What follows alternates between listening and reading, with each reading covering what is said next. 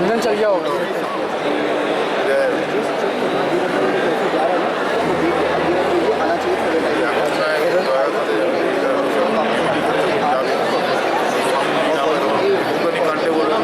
चंदन charger चालू हुआ क्या?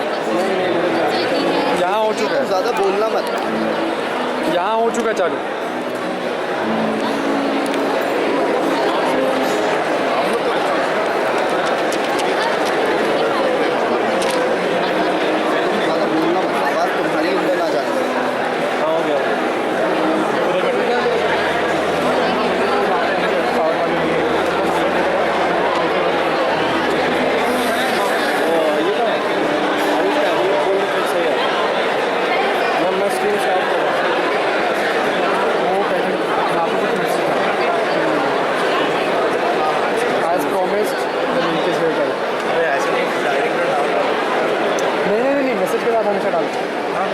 कुछ मैसेज के साथ हमेशा डालते हैं।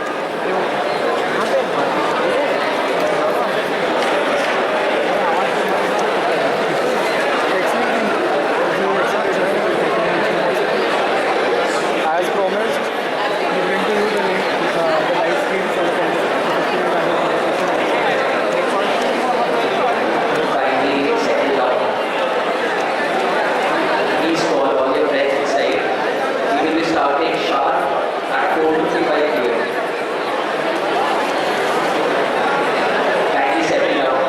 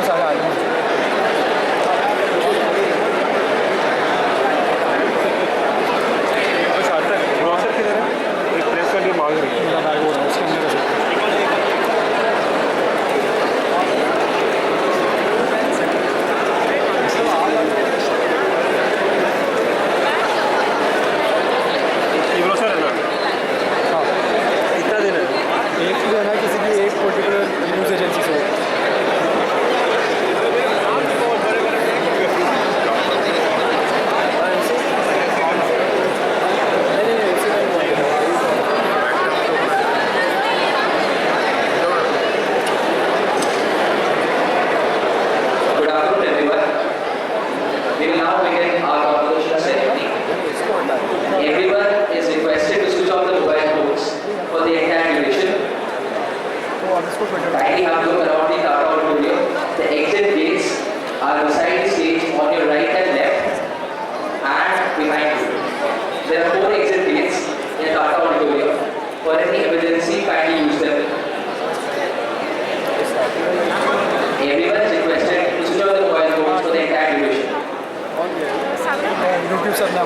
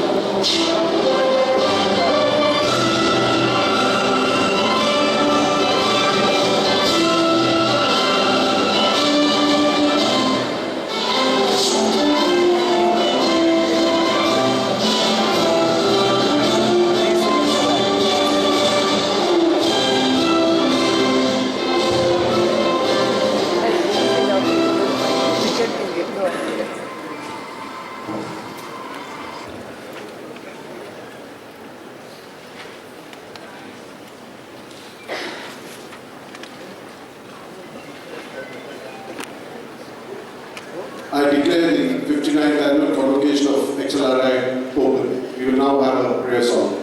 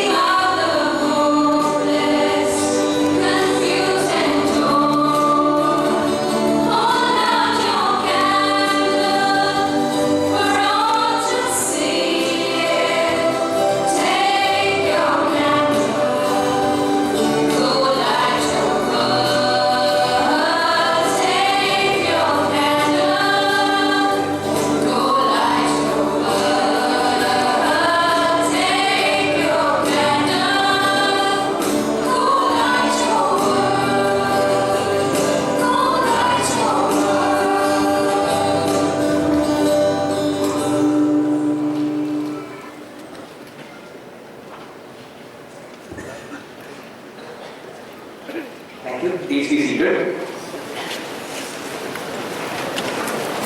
We will now have Ms. Shivika Saxena to present the bouquet to our chief guest and medal recipient, Ms. Malika Srinivasan.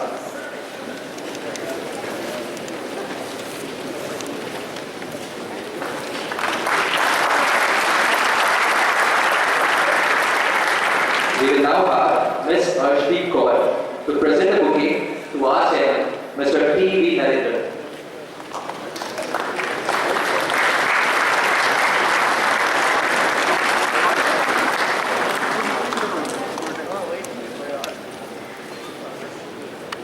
I call upon Father Abraham, the director, to present his report.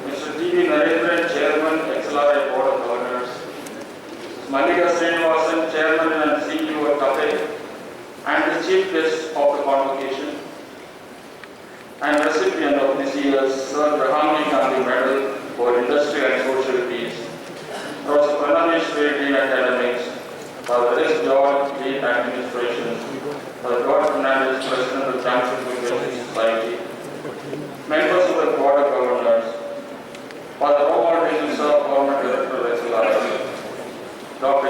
Rani, Mrs. Ruchi Narendran, Mr. V. Sebastian, Director of Wild Programs, Senior Executives of Tata Steel and various companies at Jamshedpur, faculty, staff, graduates of the class of 2015, graduates from Dubai, parents and relatives of the graduating class, present students, distinguished guests, members of the press and media, ladies and gentlemen.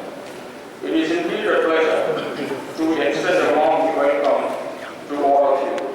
I sincerely thank you for your presence this evening. I am happy to introduce to you Ms. Mallika Srinivasan, today's Chief Guest and the recipient of the Johan Gandhi Medal for Industrial and Social Peace.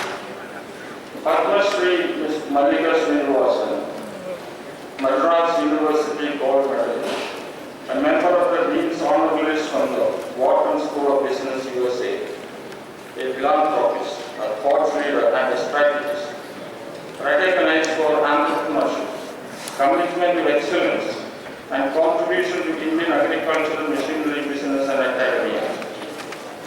She is presently the Chairman and Chief Executive Officer of Tractors and Farm Equipment Limited.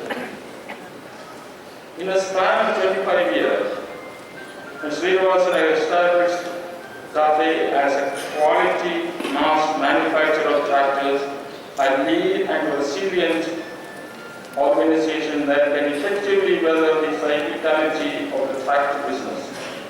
She developed and leveraged the engineering strengths at TAFE to design, develop and manufacture a range of products for international markets while simultaneously strengthening TAFE's partnership with AGCO for mutual growth. Under her leadership, TAFE has not only been a consistently profit-generating company, but also one of the most profitable tractor companies in the world. She is a member of the governing board of the Indian School of Business, Hyderabad, and the Bharatidas Institute of Management in Kochi. She has led a variety of industry bodies such as the Tractor Manufacturers Association of India, the Madras Chamber of Commerce, and has held various positions in industry bodies such as the Convocation of Indian Industry, the Indian Institute of Foreign Trade, etc. The accolades and awards she has received in recent years are testimony to her unstinted professionalism over decades. She was conferred with the prestigious Padma Shri Award for her contribution to trade and industry. In 2011, she was voted the Entrepreneur of the Year by Ernst & Young, awarded the Woman of the Year by Forbes India, recognized by Forbes Asia as one of the top 50 Asian power businesswomen, ranked second among India's most powerful women in business by Fortune India. She is also the recipient of many other awards for her illustrious accomplishment. Thank you, Ms. Srinivasan, for accepting our invitation to be with us this evening and deliver the convocation address. All of us are eagerly waiting to listen to you.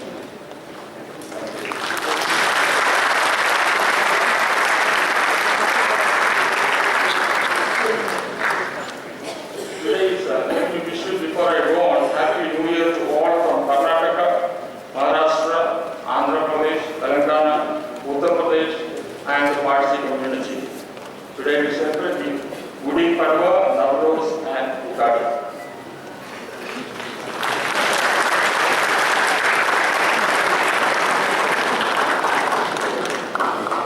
We welcome Father Romal D'Souza, I should say Padma Shri Father D'Souza, who does not need any introduction to Jamshedpur. However, for the sake of students, let me say a few words. He was director of XLRI Jamshedpur from 83 to 89. In 1987, while serving as director of XLRI, he also founded Exile Bhubaneswar, now thrown into Xavier University. During his tenure, XLRI grew in three crucial directions: academic, infrastructure, and finance. He started the fellow program in management at XLRI in 89.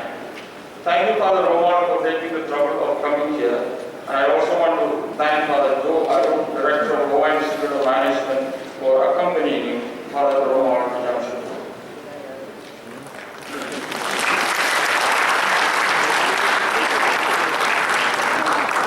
I'd like to take this opportunity to express my most sincere congratulations to our 520 students who are graduating today. Especially want to mention the first batch of 20 global MBA students who are getting their pre-K diploma. As well as 63 working executives of the relaunched 3-year part-time MBA program. This is the largest batch XLRI has ever had.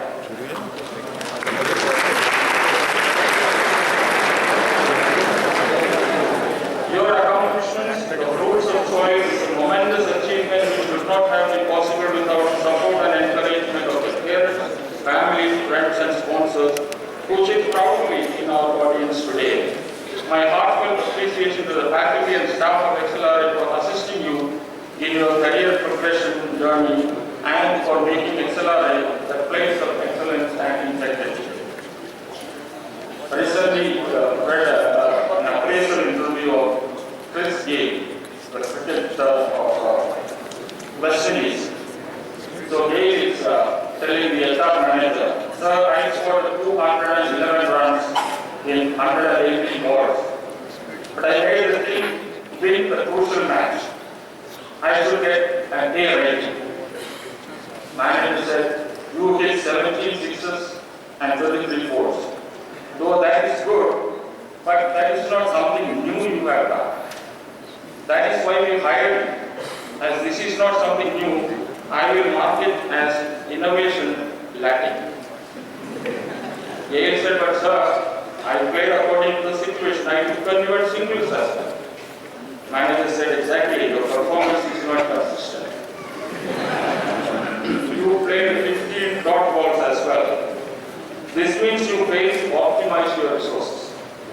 He said, "But," manager says, "I also like to mention that you are not a team player. The whole team scored 112 runs and you alone made 211. He was quite shocked. What? She says, manager says, "Yes, overall, you are getting a C rating for the year. Improve consistency, innovation, utilization, and teamwork." But I certainly say in XLRI, the performance of our XLRI team deserves an A+ rating for its teamwork, consistency, innovation, and hard work.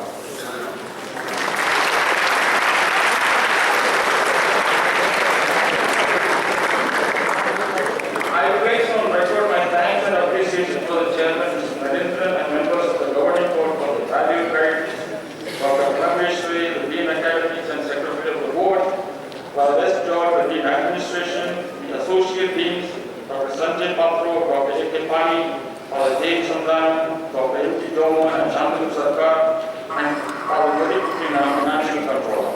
All the chairpersons of various activities like admissions, placement, MPP, alumni, international relations, public relations, and census, area persons, faculty, staff, maintenance staff, and students for all their cooperation and unstinted support. I want to specifically mention the contributions made by our students under the leadership of Akash KM, General Secretary, Student Affairs Council,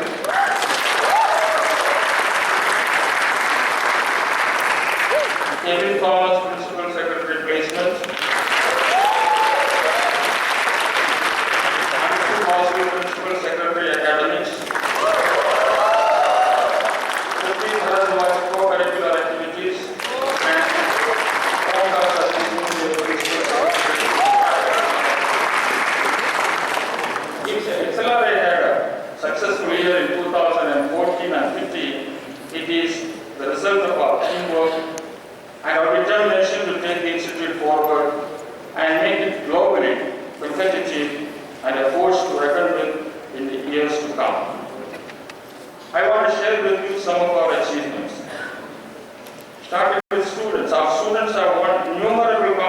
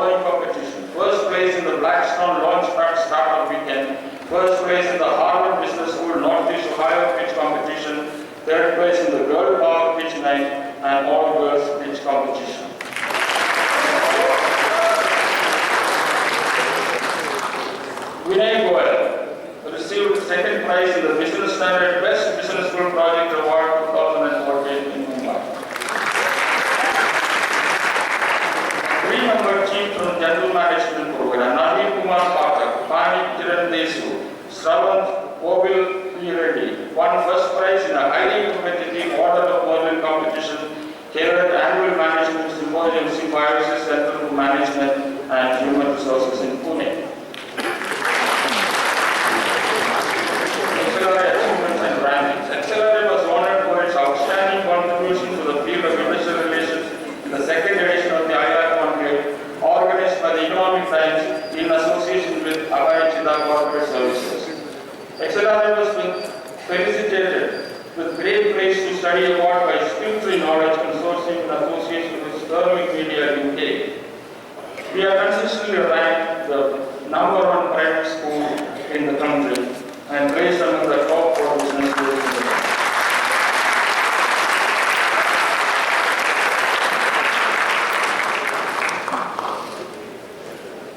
Father Bill Tom, former director of XLRI, who taught communication classes to our batch holders, that the definition of a good speech is that it should have a good beginning, it should have a good ending, and they should be as close together as possible. Taking a cue from this definition, I am skipping the detailed annual report so painstakingly put together in this brochure. I will show you this brochure, it's beautifully done, by Sunil Varghese, Anjali Viswata, Reena Murray and Sandra Rodriguez, with the cooperation from all faculty, staff and students. I must say, this year too was exceptionally good for the institute faculty, students and alumni. Changing the board of governance. We welcome Mr. T. Narendran M.D. Tata, who was taken over as chairman from Mr. H.M. Narendran. Other esteemed members who joined the board are Dr. N.S. Rajan, Group Chief Officer, HR Officer, and Member Group Executive Council of Tata Sons, Mr. T. Shiv Kumar, Chairman and CEO of PepsiCo India, Mr. Sumit Majumdar, Chairman and Managing Director of TI Limited and CIA President Designate, Mrs. Rekha Menon, Managing Director HR, Growth Market, Accenture, and Mother Jenny Putina, Financial Controller, XLRI. While we welcome them to the board, I thank Mr. H.M. Nerurkar for my patronage, Ms. Prita Reddy, Ms. Leena Nair, Mr. Vineet Nair, and Mr. A.P. Singh, who made an invaluable contribution to the deliberations of the board in the past several years. We had a small change in the administration. Dr. Santanu Sarkar has been appointed as Associate in Programs and Dr. M.T. Mohan as Associate in Corporate Programs, and Father Jerry Putina has taken over as Financial Controller. I want to thank Father George Fernandez and Sriman Narayana for their contribution to this year. Faculty Research and Publications. During the academic year under review, I am proud to report a burst of research and scholarly activities, a sure sign of our faculty's increased competencies and experience. 3 books, publications in 32 international and 20 national journals, 20 book chapters, 15 cases, 45 working papers, participation and paper presentation in 20 international and 24 national conferences. I am happy to let you know that in the last academic year, faculty have put together effort for knowledge creation, and the result is 100% increase in the number of Tier C and above journals, went up from 12 to 24. I am also pleased to inform you that we got 2-tier A publication, and I congratulate Professor Swamikandi Chakrabarti of the Information System area and Professor Monish Thakur of Strategy area and our doctoral students Sumita. I am sure it shall pave the way for more publications in higher ranking journals in the years to come. As in the past year, we have brought up a small publication of the abstracts of the articles published by our faculty. I want to especially thank Dr. Sanjay Patra for bringing out these publications for me and back here. A student doctoral program was held at XLRI campus in October 18, 19, 2014. The academic meet witnessed research scholars from across India to present their research papers and participate in the workshops conducted by eminent faculty members from IIMs and XLRI. Several symposia, conferences, workshops in finance, global responsible leadership, social entrepreneurship, and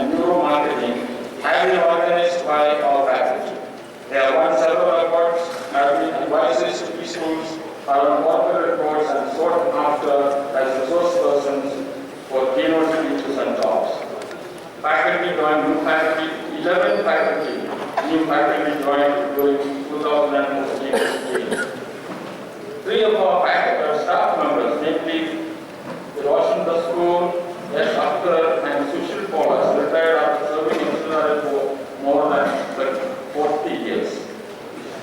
32 non-teaching staff members have joined XLRI as academic associates, research associates, library accounts as well as maintenance department. The second batch of 49 students representing 7 nationalities were admitted in 2014 for the Global MBA program. They have completed their first semester in Dongji, Shanghai and are currently undergoing the second semester at XLRI. They will then proceed to Cleveland, US for their third semester at Case Western University. A special thanks to Dr. Nitu Singh, chairperson of the International Convocation and his team. Admissions. Saver Aptitude Test 2015 was held January 4, 2015 at 79 centers in 47 cities across the country and 2 international centers, Dubai and Kathmandu. This year, 130 management institutes from all over the country joined as associate members of ZAC. Many candidates perceive ZAC to be the best management entrance test in the country. In 2015, ZAC has started a new trend whereby the answer key for the examination conducted on January 4 was made public. Students were also allowed to verify answers as the OMR sheets were made available online. My special thanks to Dr. Munish Thakur, chairperson of admissions and his team of faculty and staff.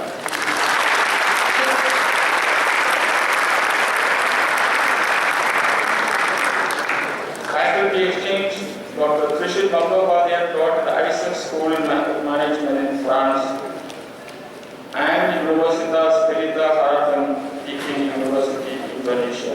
Student exchange. 29 XLRI students spent a semester studying in school in Europe, USA and Australasian region. 20 students from Europe and UK spent a term at XLRI. Accreditation. Association of MBAs from London. A 4-member team visited XLRI on the 9th and 10th of this month. I'm happy to inform you that our team has been very positive about XLRI. AACSB accreditation, XLRI's progress report has been accepted by AACSB and we are moving to the next stage of the visit by a peer review team. National Board of Accreditation. We have applied for the National Board of Accreditation. The peer review team is likely to visit XLRI in July this year.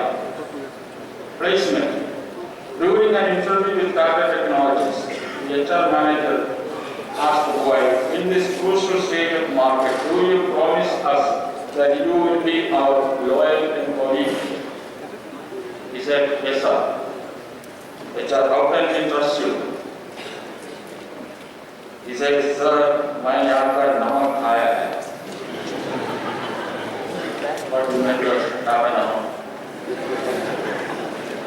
Summer internship this year, placement season witnessed vast diversity of offers from every sector of the industry, including media, conglomerates, and social sector organizations. This year was steep rise in international offers in internships. Companies like Emmet, Alsaya, ABT, Alchisource, Achiever, Kellogg's, and European hedge fund, among others, opened up multiple international roles. XLRI continued to strengthen its presence in the BFSI space. Alchisource was the largest recruiter in the BFSI domain, with many students getting the chance to work at the Luxembourg office. Final placement, XLRI has achieved 100% placement for its outgoing business management and HR batch of 2013. The largest batch ever to sit for final placement in the history of XLRI. The final recruitment process for participation from 108 recruiters, including 45 new recruiters, and 321 offers were made for a batch of 300 students over a period of 3.5 days. 99 students were offered PPOs for the summer from the summer internship. The graduating DMP batch has achieved 98% placement placement process for the global MBA is going on, and I am sure very soon we will achieve 100% placement. My special thanks to Professor Ravi Mishra, Chairperson of Placement, and his team, and the Brainstorm Student Committee for doing an excellent job for their commitment and hard work.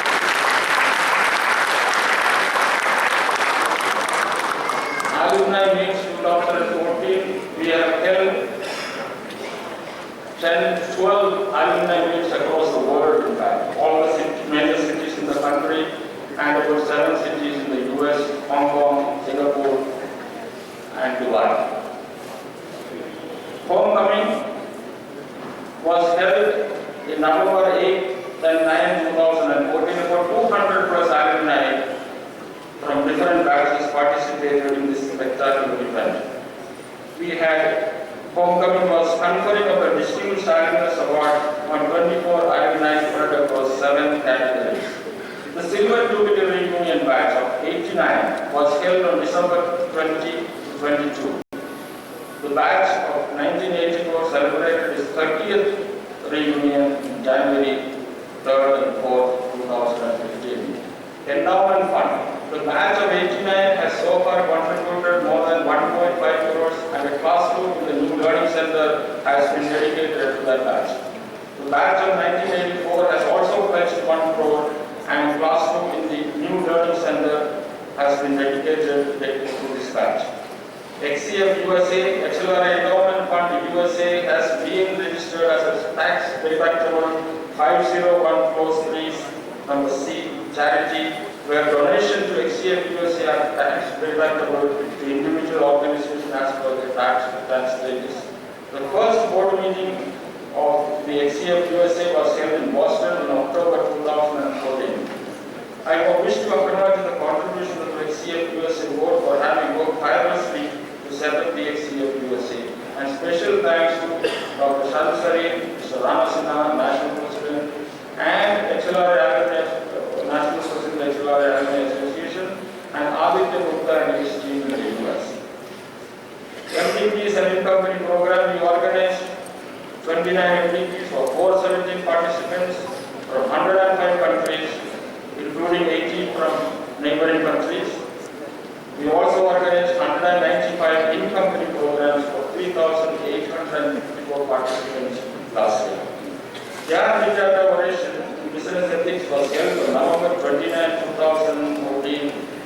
This year, the ethics oration was delivered by the Chairman and CEO of Mexico India, Shiv Kumar, on the topic Building Trust. Dr. Varghese Kurian Memorial Oration. First, Dr. Varghese Kurian Memorial Oration was held in XLRI on September 8, 2014. Eminent journalist and Ramon Magsaysay awardee Mr. P. Saina delivered the oration. The event was also graced by Dr. Kurian's daughter, Nirmala Kurian. XLRI reports on centers very briefly. XLRI Ethics Research Center.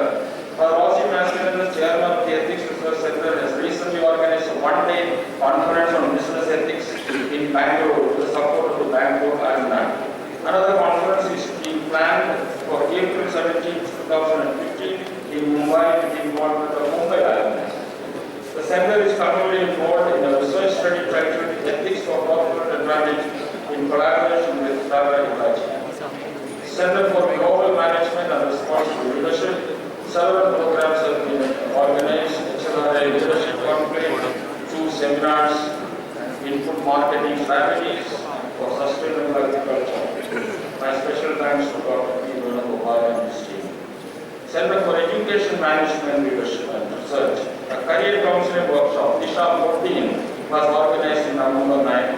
Reflection 15, 3rd edition of the annual conference, was organized in January 17 this year. The theme of the conference was Perspectives Redefining Realities. My special thanks to Dr. Hriday Raj and Dr. Samarthya team. Our Alumni Center for Ecology and Sustainability. Faces with the help of Sigma organized 7th National Conference in Social Entrepreneurship during January 30th to February 1, 2015 on the theme Rethinking Development,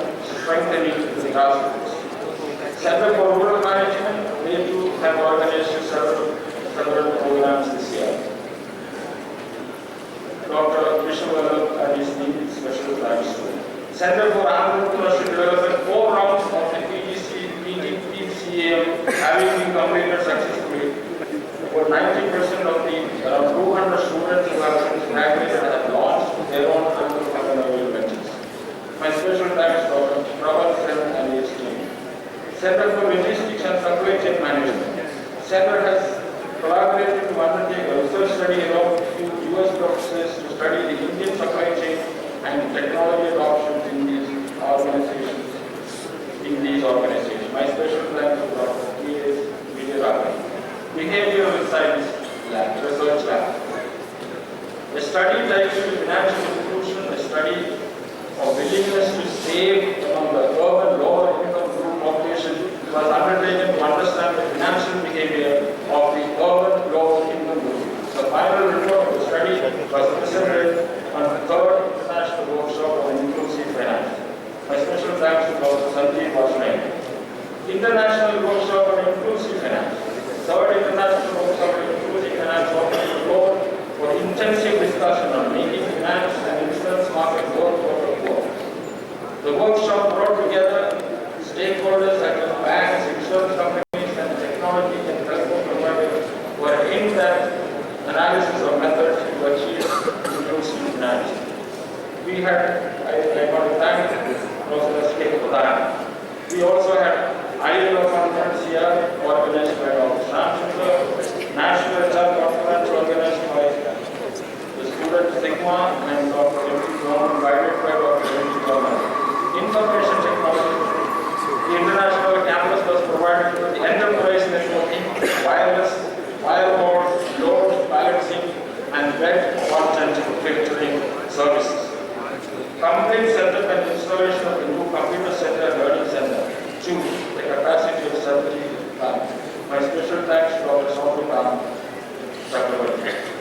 Virtual interactive learning. We have tied up with new technical partner, Unified Collaboration Services. We have signed MOUs, BFSI Direct, the Royal Bank of Scotland, along with HIL and Canada Advanced Systems as part of the arrangement by the corporate to sponsor its employees to our VIL program. My special thanks to Dr. Ashish Pandey. Maxi Fair. The highlight of the Maxi Fair 2015 was the Venega Switch India campaign, the support of leading hygiene product brand like XLRI found a place for itself in the Guinness Book of World Records for most participants in a hand washing relay.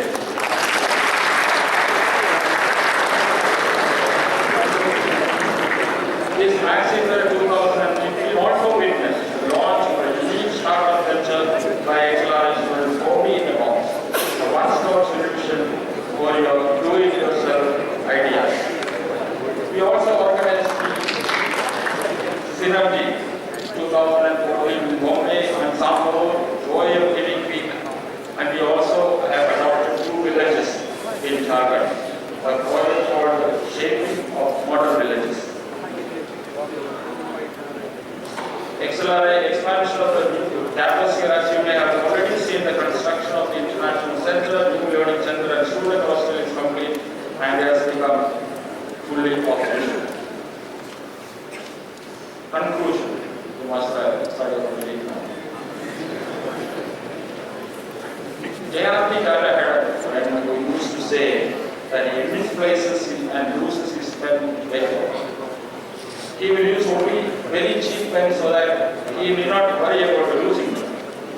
He was worried about this careless habit. JRP suggested to him to buy the costliest pen he could afford and see what happens. He did that and purchased a 22-carat gold crosspen. After nearly 6 months, JRP met him and asked him if he continues to misplace his pen. His friend said that he is very careful about his costly pen and he is surprised how he has changed. JRP explained to him that the value of the pen made the difference and there was nothing wrong with him as a person. This is what empathy happens in life. We are careful with things we value most. If we value our health, we will be careful about what and how we eat. If we value our friends, we will treat them with respect. If we value money, we will be careful by spending. If we value our time, we will not waste it. If we value relationships, we will not break them. If we value our peace involved, you will honor and live by the pledge that we will be taking a little while from now. The last line of this says, we pledge to uphold the values of XLRI and shall always strive to apply our knowledge for the betterment of our society and bring glory to our institute. My dear faculty, students, I congratulate you for the achievement. I hope and pray that you will become men and women for others, imbued with values of ethics and integrity. In whatever field you will be working, please do not forget less privileged brothers and sisters of our country. Let me end with a quote of Christopher Reeve. So many of our dreams at first seem impossible. Then they seem improbable. And when we summon the will, they soon become inevitable. May God bless you all. Thank you.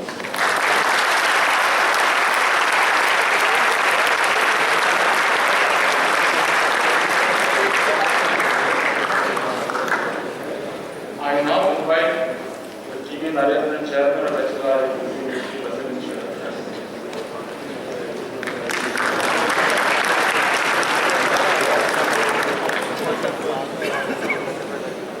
Thank you, Father. This is Malika Srinivasan, our chief guest for today. Father Abraham, Father George, Dr. Ray, Father D'Souza, my fellow members of the Board of Governors, Dr. Rani, students and rightfully proud parents, distinguished guests, members of the media, ladies and gentlemen. I must start by thanking Mrs. Malika Srinivasan for honoring the commitment she made last year to join us today. And in fact, when we invited her, she promptly agreed and reminded us that she had committed last year, so she certainly planned to keep that commitment. Thank you, ma'am, for joining us. I must also thank the Board of Governors. In fact, we were seeing three. One was here earlier today but had to leave. The other was on his way, but the airlines conspired otherwise, and the third person is overseas. But otherwise, we have almost all of the Board of Governors here, and we thank them as well for their presence here, because that means a lot to us. You know, as XLRI and as Board of Governors working with Father Abraham and the faculty, we certainly have a task cut out for us to keep raising the power of this institute. It's a rich tradition, it's a great institute. And we are not oblivious to the fact that there are winds of change. And that technology, which is disrupting all industries, businesses, companies, brands, is also, in some sense, going to be disruptive as far as the education business is concerned. Technology is disrupted and changed the way we live, the way we work, and it will certainly change the way we teach and the way we learn.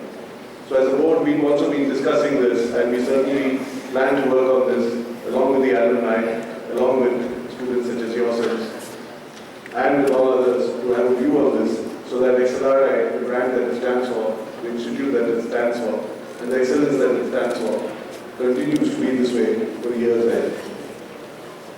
But having said that, I think today's occasion is about you, the students, and so the rest of what I'm going to say is addressed to the students in passing out today. 27 years back, I was one of you, not in this institute, in an institute nearby, which I would remind you today, you had trashed for the second year running.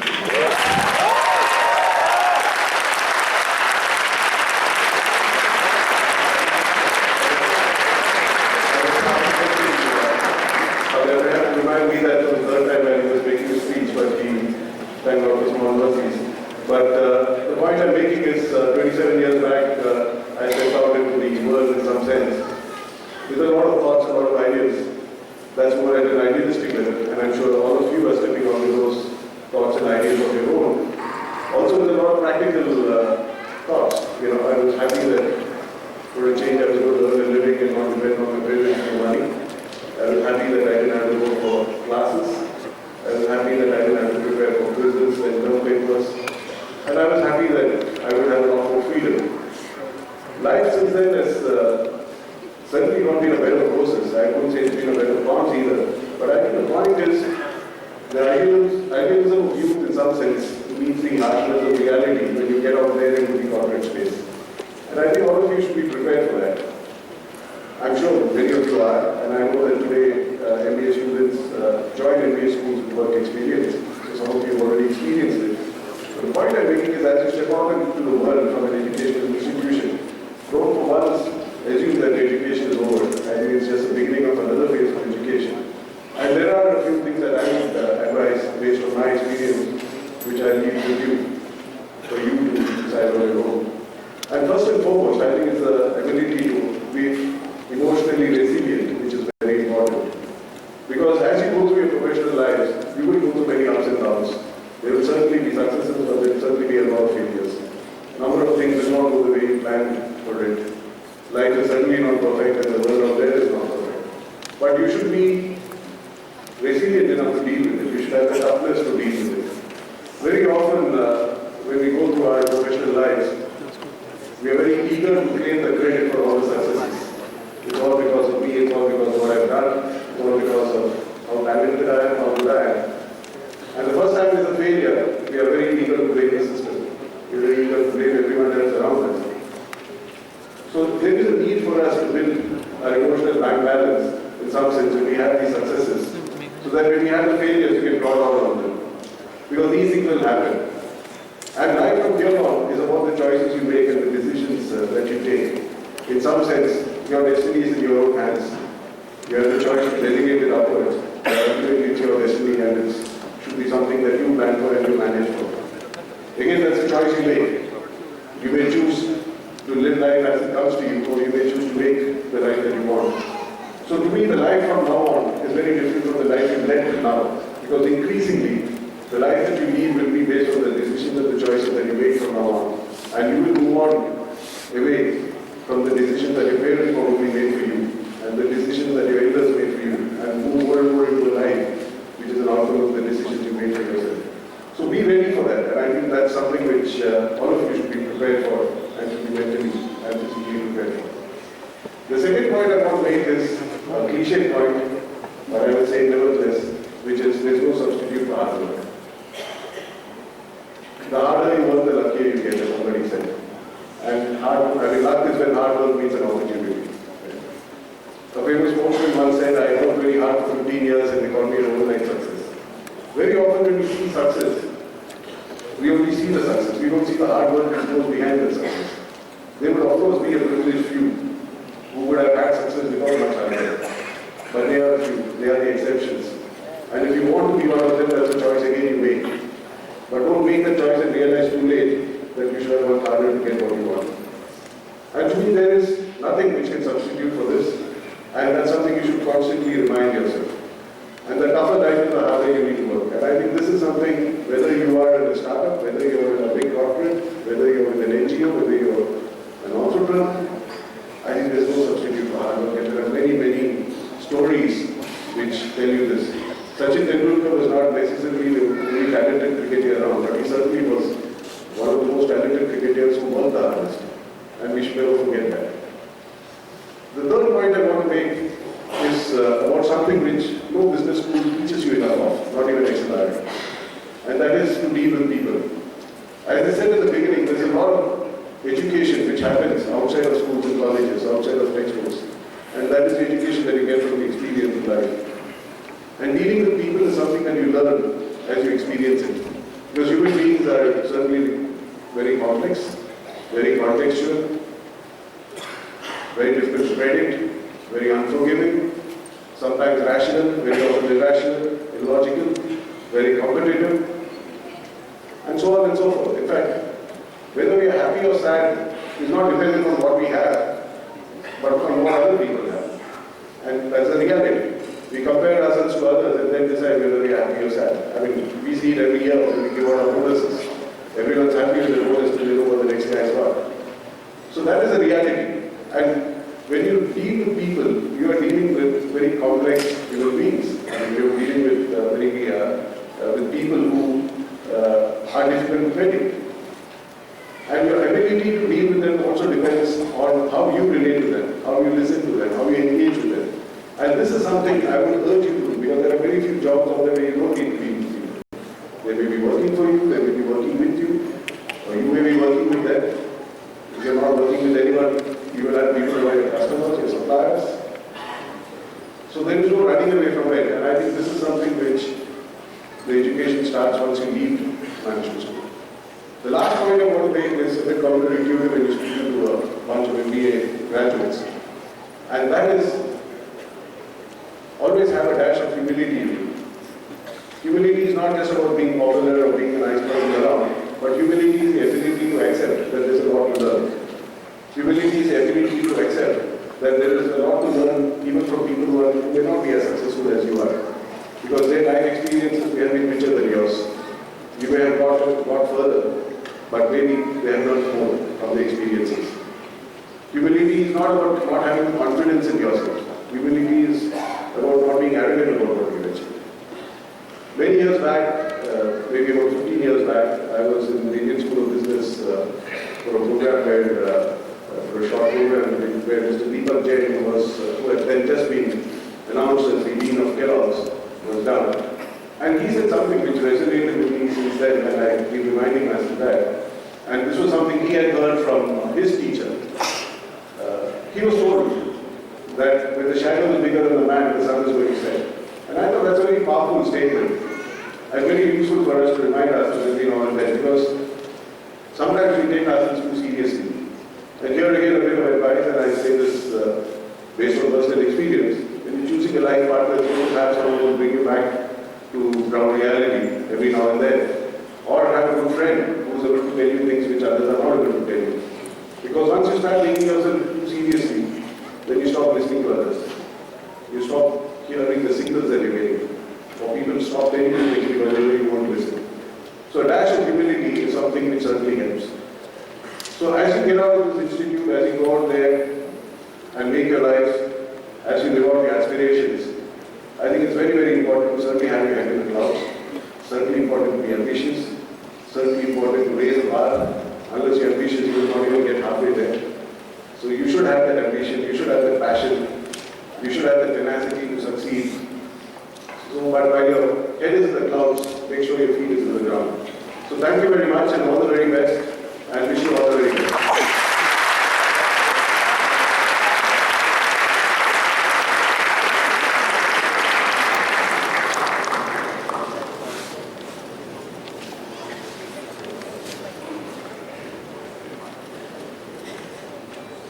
Can I now request Dr. Srinivas to read the citations for the Sir Jahangir Gandhi Medal for Industrial and Social Peace?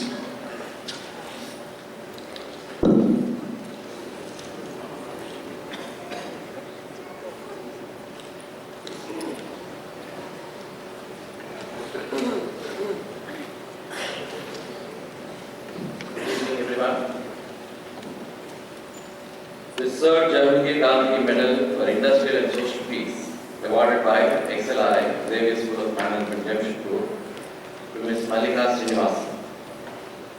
Citation. Ms. Mallika Srinivasan is the Chairman and Chief Executive Officer of the $1.6 billion TAFE, Tractor and Farm Equipment Limited. Established in 1960 in Chennai, India, TAFE is the third largest tractor manufacturer in the world and the second largest in India by unit volume. In a span of 25 years, she has helped establish TAFE as a high-quality mass manufacturer of tractors, a lean and resilient organization that can effectively weather cyclicality of tractor business. TAFE focuses on designing and developing farm equipment for small farms whilst being cost-effective. Ms. Srinivasan is also on the board of several companies, including AGCO Corporation USA, Tata Steel India, Tata Steel Limited, and Tata Global Beverages Limited. As a tireless advocate of development in India, she generously supports organizations such as Shankar Netravaya Cancer Hospital, Chennai, and a number of educational and healthcare facilities in Tirunelveli, Tamil Nadu. She is also an avid patroness of Carnatic music through the Indira Sivasaya Endowment Fund. A gold medalist in econometrics from the University of Madras, Ms. Srinivasan was on the Dean's Honor List and the Alpha Beta Gamma Society while obtaining MBA from the Wharton School of Business, University of Pennsylvania, USA, and was ranked among the Wharton's top 125 most successful alumni. She is a thought leader, conferred with several awards and accolades for her entrepreneurial skills and her contribution to Indian agriculture. In January 2014, she was decorated with the prestigious Padma Shri Award for her contribution to trade and industry.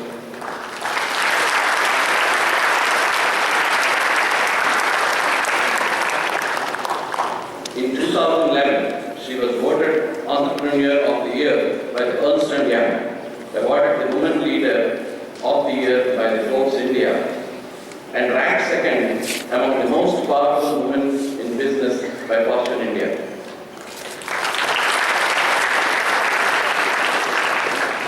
In appreciation of these and many unstated achievements and distinctions, XLRI, Xavier School of Management, Jamshedpur, is privileged to present the Sir Jahangir Gandhi Medal for Industrial and Social Peace to Ms. Mallika Srinivasan,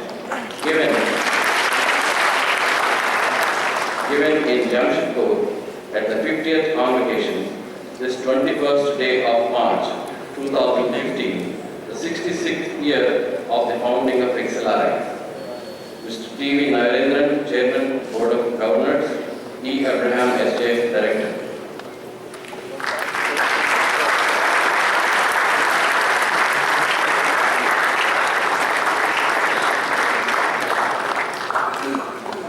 I now request our Chairman, Mr. Narendran, to hand over the medal mementos to Ms. Mallika Srinivasan.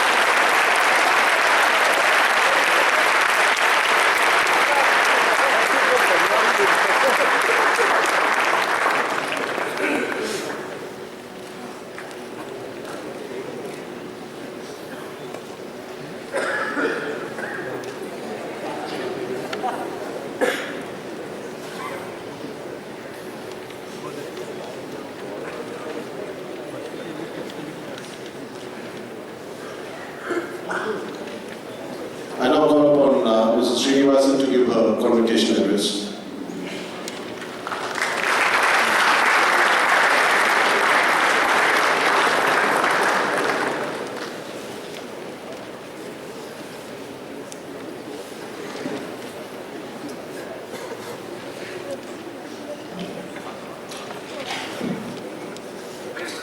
Mr. Narendran, Chairman, Board of Governors, Father Abraham, dignitaries of the press, senior faculty members, distinguished invitees, graduates, family members, and friends. It's a pleasure and an honor to participate in this 59th Convocation of the XLRI and to receive the prestigious Sir Jahangir Gandhi Memorial Medal, established to commemorate the contribution of an eminent leader of industry, who spearheaded the establishment and evolution of this outstanding institute as its first chairman of the Board of Governors. Sir Jahangir Gandhi was an exemplar of his times, with his entrepreneurial skill, leadership qualities, and concern for his people. His contribution to Jamshedpur is perhaps unparalleled, but his attention went far beyond and encompassed the industrial development of Bihar and the entire nation. I am privileged to join the very illustrious group of past recipients comprising of luminaries from the spheres of social service, banking, industry, politics, and the legal fraternity, and extend to XLRI my warm thanks on being conferred this unique honor. XLRI's vision encapsulates everything that sets it apart from other eminent business schools in the country. A business school that consciously aspires for academic excellence based on uncompromising human values and integrity, with an avowed agenda for inclusive improvement in the quality of life in organizations and society, is uncommon, to say the least. Through its decades of existence, XLRI has contributed significantly to management thought and molded many aspiring business leaders. Through its holistic course content, it aims to shape an enduring socio-economic system that offers value to all shareholders, nourishes the cooperative human spirit, and contributes towards ecological sustainability and global well-being. Its emphasis, and we heard a little about it from Father Abraham earlier, on financial inclusion, demonstrated by the setting up of a center to identify, incubate, and invest in startups that have a sustainability-centric business model, and encouraging social entrepreneurship, are but some recent examples of very innovative contributions to management thinking and education by your far-sighted and visionary institute. It is my pleasant privilege today to deliver the convocation address to the graduates of today's convocation. You are the heroes, not just for today, when you will be the solution of all our eyes, but for years to come. You have, through assiduous application, focused effort and hard work, completed the programs, and have been fortunate to have benefited from a well-rounded education at this globally acclaimed institute, and have interacted with leading business thought leaders, innovators, and mentors. On this very special occasion, my warmest congratulations to each one of you as you stand at the threshold of becoming the leaders of tomorrow. Graduates, the opportune time is now. We are living through one of the most exciting times in human history, not just for India, but in terms of world economic development. Worldwide poverty has come down sharply. The first Millennium Development Goal to cut the 1990 poverty rate in half by 2015 has been achieved 5 years ahead of schedule. According to the most recent estimates, 17% of the population in the developing world live below the poverty line, but down sharply from 43% in 1990 and 52% in 1981. Education has always been a key driver in a country's development journey, and access to education is rapidly increasing in the least developed parts of the world. 57 million more sub-Saharan African children are in primary school in 2012 as compared to 2000. More people have access today to enjoy the privileges that were once confined to only a select few. A car in most emerging countries was a luxury 3 decades ago, possible only for the rich and wealthy. Today, more cars are sold in Asia than in North America. Global car brands, including high-end ones, are flowing to India and other emerging countries. Mobile cellular growth penetration has reached 96% globally. Technological revolutions have helped transcend geographical, social, and cultural boundaries, making the opportunity space infinite for young professionals, entrepreneurs, and transformational leaders like all of you graduating today. We once in the 60s and 70s talked of the American dream, but today the Indian dream has begun. India has overcome the colonial hangover of the past and is confident of her own skills and talents. Fueled by the empowerment of education and the technology revolution, India is achieving a growth here and now across sectors. Our growth at 7% over the past decade is higher than that clocked by many developed countries. Today, the voice of India is heard at many international fora and received with respect, be it in the UN or BRIC countries or among the G20. Our large and ever-growing population, which once was a burden, is now proving to be a massive resource. The vast pool of educated and multilingual youth are now a key part of our demographic dividend. It is leading to rising incomes and moving our country towards a social revolution that will usher the economic well-being of all our people. We have a government with a clear mandate at the center, a leadership that is focused on the inspiring agenda of Make in India. Strong international relations and global alliances with major economies are opening greater opportunities to leverage our demographic dividend and create win-win opportunities between Indian companies and global ones. Never before in our history has the young generation played such a key role in transformation. Just 30 years ago, it was unthinkable for a CEO, top manager, or a successful entrepreneur to be below the age of 40. Today, it is reality. Young leaders are providing innovative leadership in all forms of enterprise. Politics, the last bastion to fall, is also now open to young leadership with 75 MPs below the age of 40. Indian entrepreneurship has demonstrated strong global achievement. The value add of our exports has enhanced significantly as we have moved from exporters of raw material to exporters of engineering products, services, and even culture. Despite the challenges we continue to face in power, infrastructure, and agriculture, India is the most sought-after investment destination in the world. In short, the world, and specifically India today, has a lot of positives going in its favor and in your favor. Therefore, young graduates, the opportune time is now. Seize it. For today is my tomorrow. It's up to me to shape it, to take control and seize every opportunity. I shape me. The opportunity is in entrepreneurship. The Indian advantage is fourfold. Firstly, it's a large domestic market.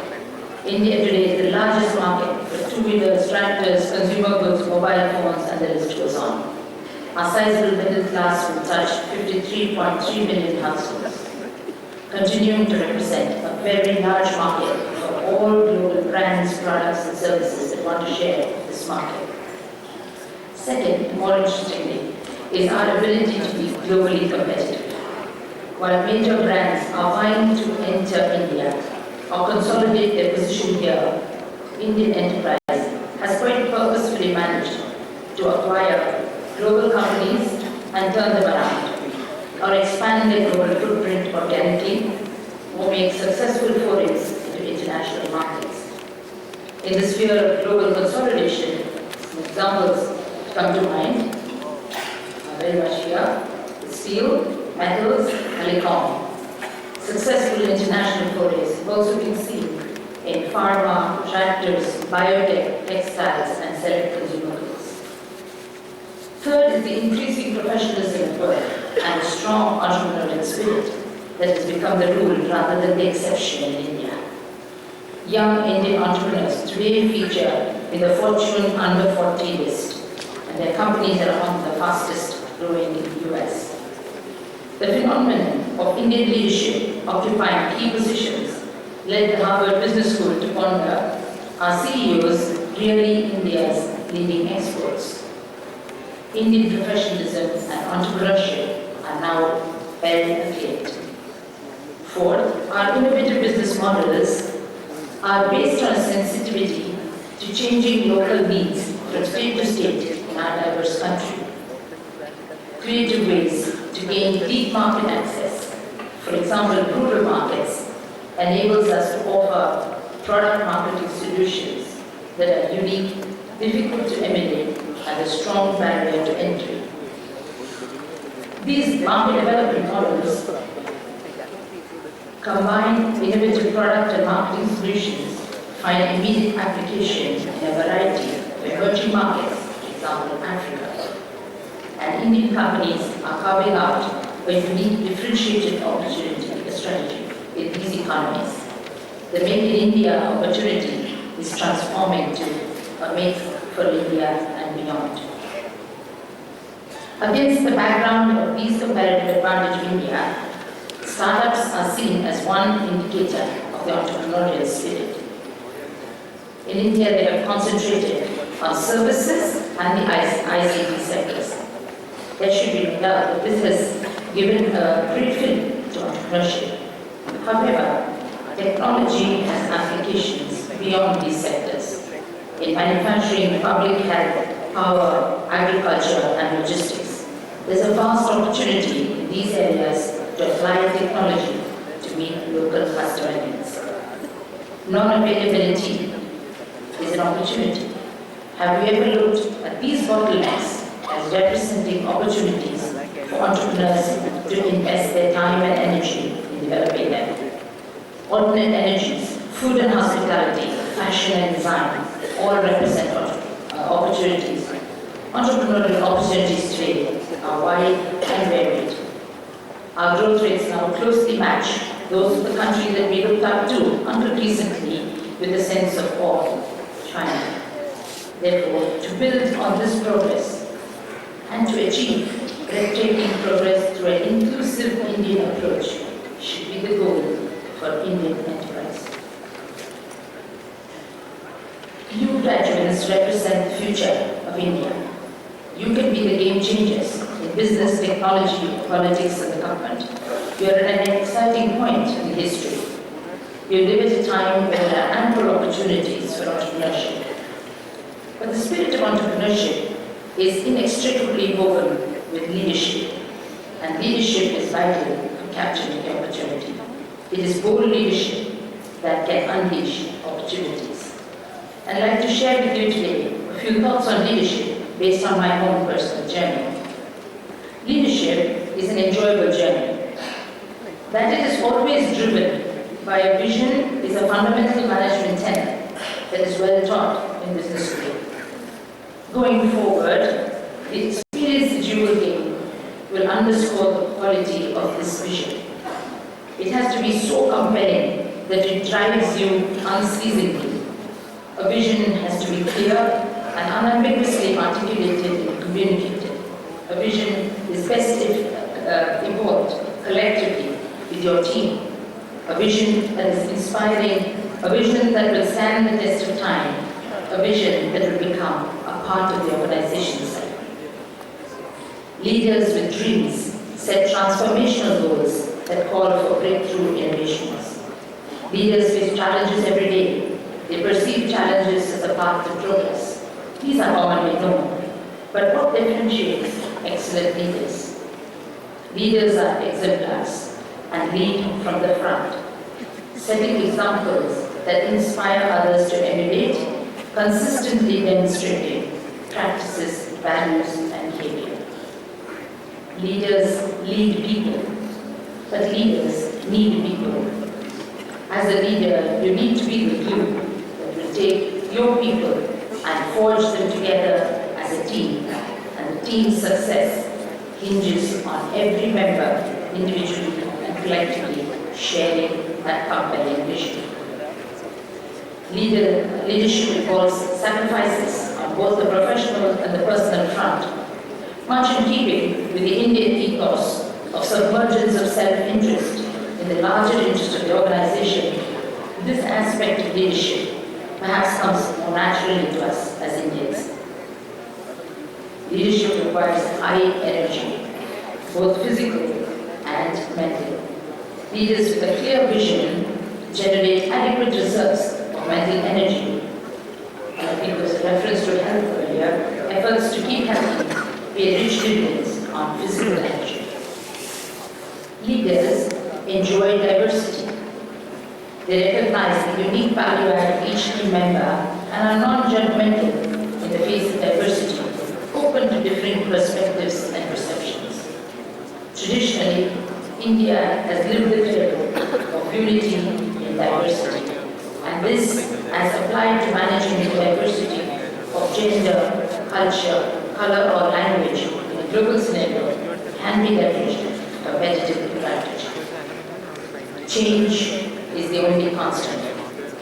Managing change is a key part of leadership.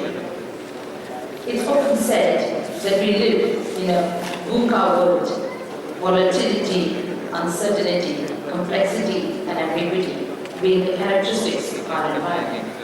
But leaders interpret VUCA differently, replacing volatility with vision, uncertainty with an understanding of the environment, customers, and employees, complexity with a clarity of thought, and purpose and ambiguity with an agility of response. Enlightened leaders build win-win alliances, for these alone survive and flourish. In today's world, no one can really dominate the other. The understanding is growing. It is refreshing to see this approach reflected in President Obama and Prime Minister Modi's win-win approach to bilateral relationship. Companies across borders have also shifted to this paradigm, and success in the area of building alliances can strongly enable aspiring Indian companies to become global players. And finally, while vision or strategy or diversity are important to success, it is ruthless execution excellence alone sustains business. For, as I strongly believe, God is in the detail. To each of you graduating today, I'd like to say in conclusion, the opportune time is now. The opportunity is in the spirit of entrepreneurship and dynamic professionalism. Leadership is vital for capturing every opportunity. Follow your heart, realize your dreams as you transform India and the world. As you set out to realize your dreams, do pause for a moment to acknowledge those who made it possible for you through their selfless caring and teaching, your parents, your family, and your teachers. May I request all of you judges to take this opportunity to publicly acknowledge all of them sitting there, up there, and thank all of them by rising to join me in giving them a standing ovation. Thank you.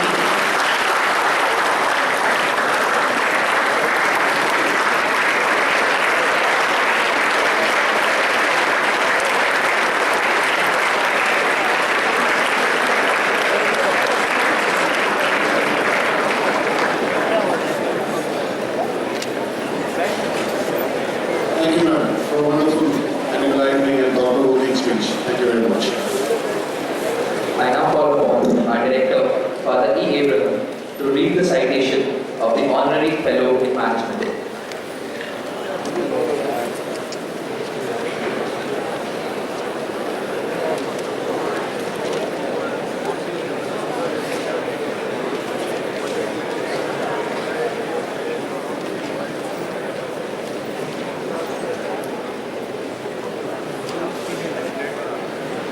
The honorary fellow awarded by XLRI, Senior School of Management, to Reverend Father Romal D'Souza SK. Citation. Father Romal D'Souza SK was Director of XLRI Jamshedpur from 1983 to 1989. During his tenure, XLRI grew and established three crucial directions: academic, infrastructure, and financial. He started the fellow program in management at XLRI in 1989. Father D'Souza had a vision, mission, determination, and the courage to walk the unbeaten path and set up highly recognized Institute of Management. In 1987, he founded Xavier Institute of Management, Bhubaneswar, was his director till 1993. Together with some of his colleagues from XIMB, Romal next founded the Goa Institute of Management in 1993 and was its director until 2004. Romal was truly an institution builder. All the three institutions he helped to build, XLRI, XIMB and GIM, are premier institutions in India today. The D'Souza has served as member of various academic organizations. He was president of the Association of Indian Management Schools and was an active member of the Association of Management Development Institutes of South Asia, the All India Board of Management Studies, Government of India, the Executive Council of the Goa University, and the Academic Council of Utkal University. He is also a professional member of Academy of Management USA, International Council of Psychologists, British Psychological Society, and the American Psychological Association. While a great institution founder and administrator, Roman also specialized and taught various management courses such as business ethics, stress management, psychometrics, and organizational behavior. On January 26, 2010, Father D'Souza was announced as a recipient of the Padma Shri Award for his contribution to education and literature.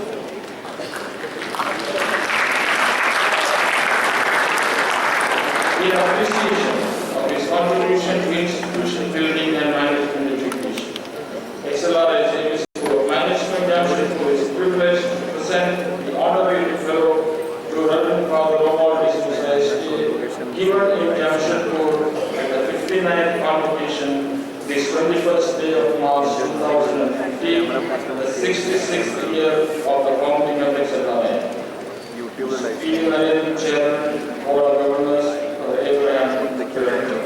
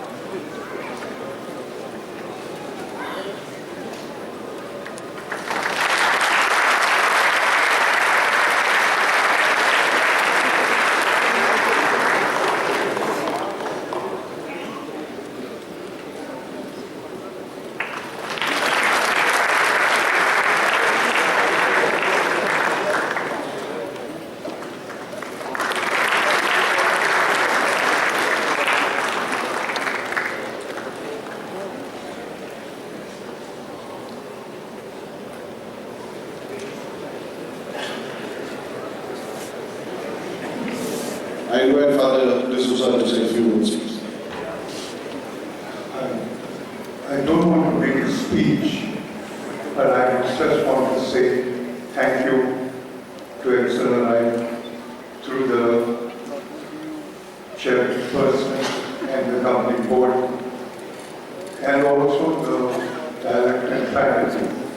Thank you very much for doing me this honor. I must say when I came to XLRI, I was relatively raw in the matter of management, but I learned a lot here. I owe more to XLRI than the little service I have done. What I learned here enabled me to start Convocation, Sacred Institute of Management in Bhubaneswar, and the Goa Institute of Management. Both these institutes are the result of what I learned here. I think learning is useless, or at least less useful, unless it can be of help to others. It must be multiplying, it must have a multiplying effect. Thank you very much.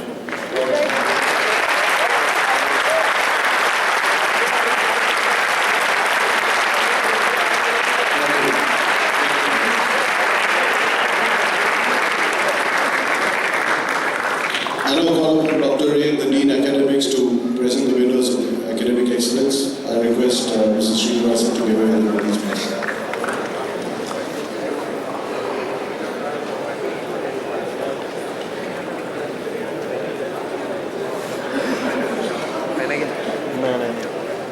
हाँ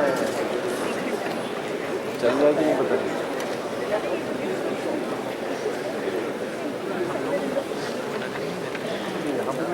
Academic medals 2014-15. XLRI medal for the best all-round student in memory of Parinit Reddy is awarded to Hani Srivastava.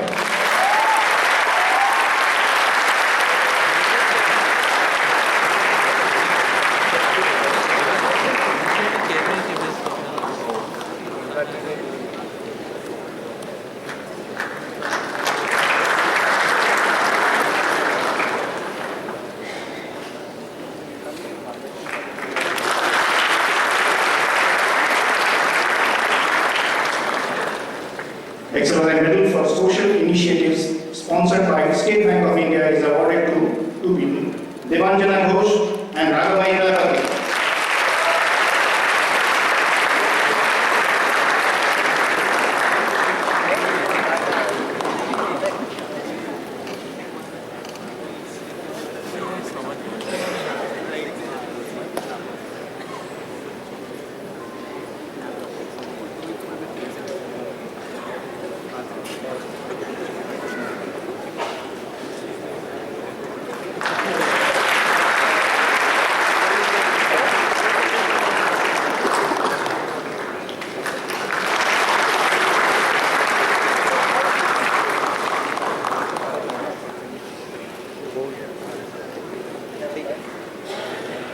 XLRI medal for the best all-round woman student in memory of Geeta Saxena is awarded to Hani Srivastava.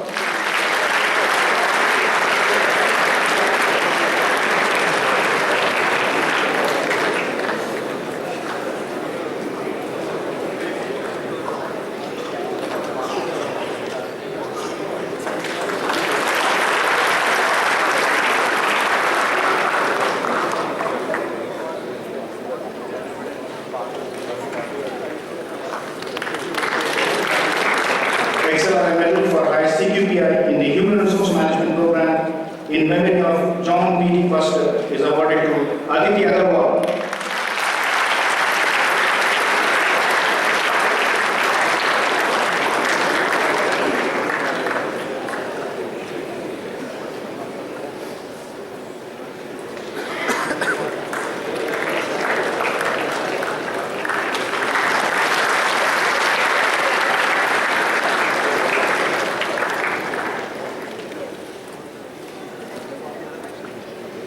XLRI medal for second highest CQPI in the Human Resource Management Program is awarded to B. Ramakrishnan.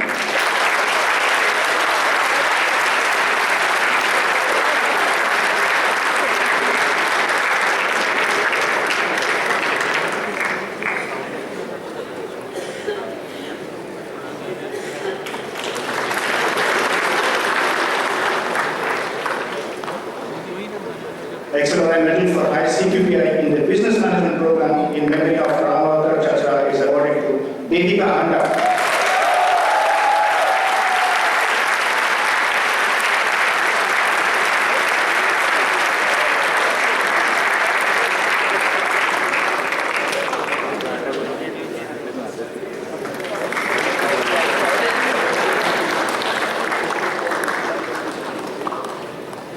XLRI medal for second highest CQPI in the Business Management Program sponsored by Janardhan Baiga is awarded to Akash Shukla.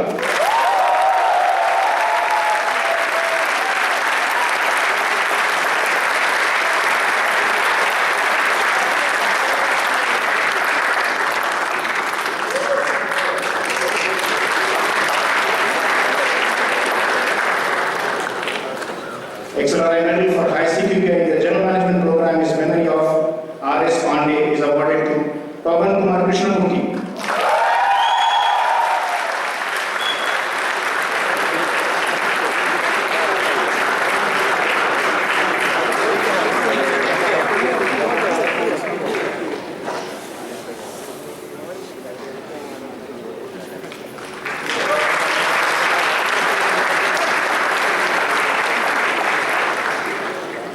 XLRI medal for high CQPI in the postgraduate diploma in global business management is awarded to Aditi Murarka.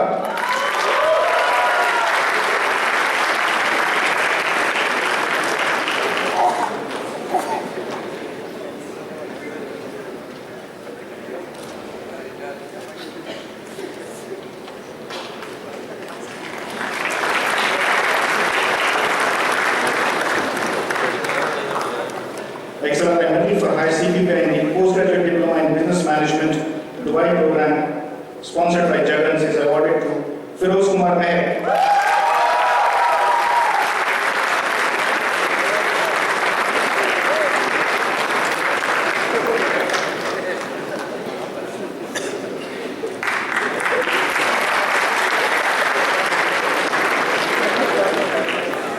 XLRI for high CGPA in the postgraduate diploma in business management India program is awarded to Mainak Sinha.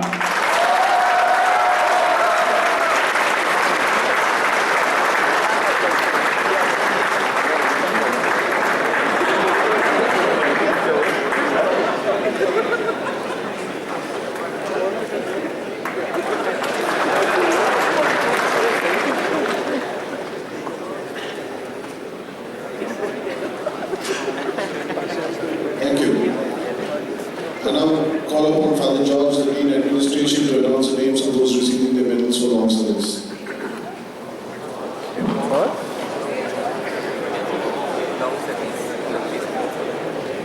There's a jump, there's a bounce. Long service medal, 20 years of service, Dr. Convocation.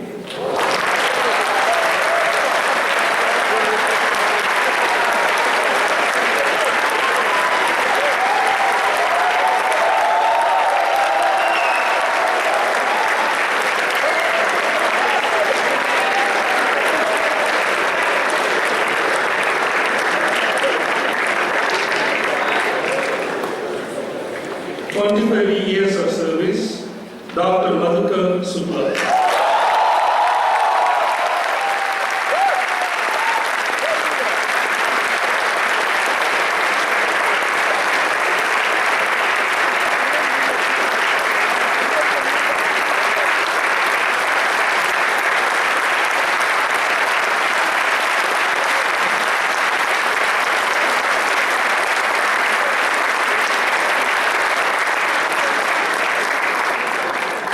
Years of service, Dr. ISF Ivadera.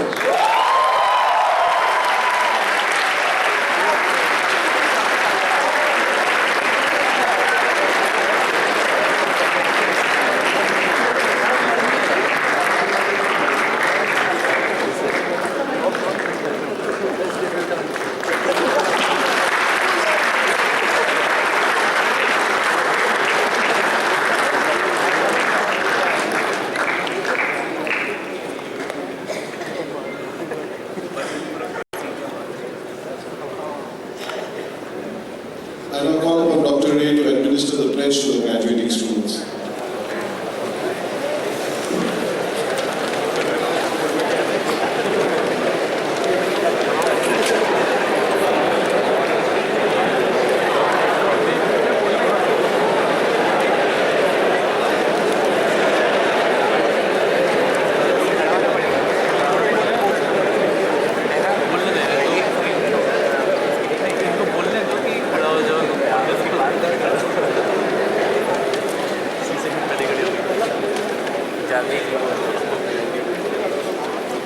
I request all faculty members to please rise.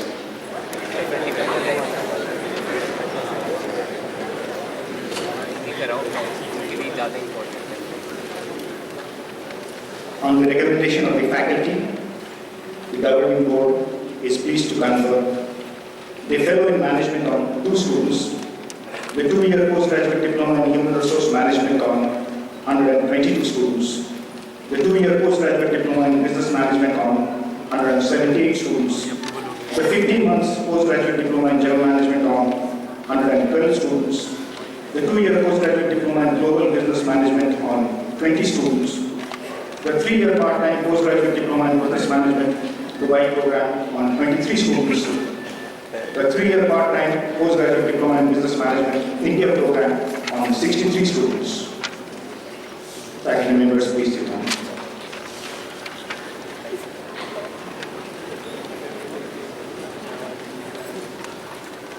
Graduating students, please rise for the pledge and repeat after me as I read.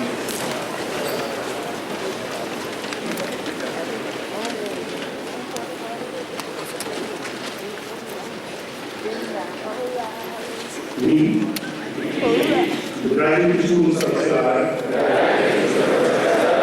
hereby pledge that empowered with knowledge, the quest for which shall never end, we aspire to be responsible business leaders with integrity and honesty.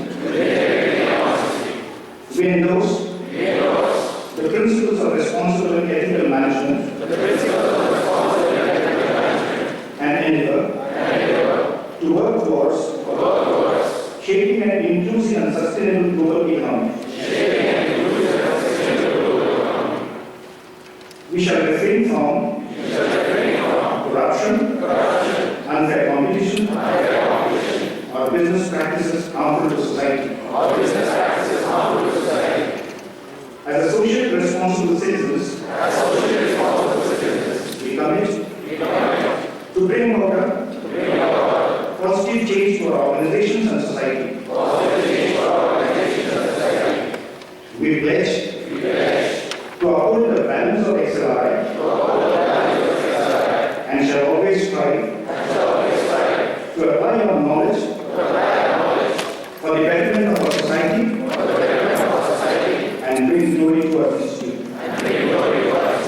Please take your seat.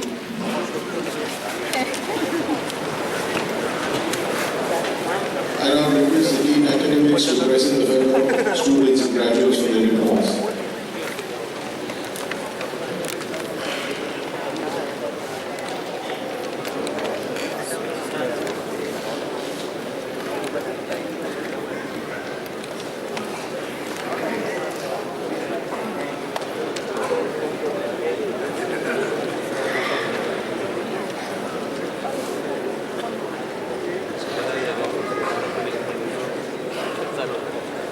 Now I present the recipient who has been approved to be conferred the title Fellow in Management.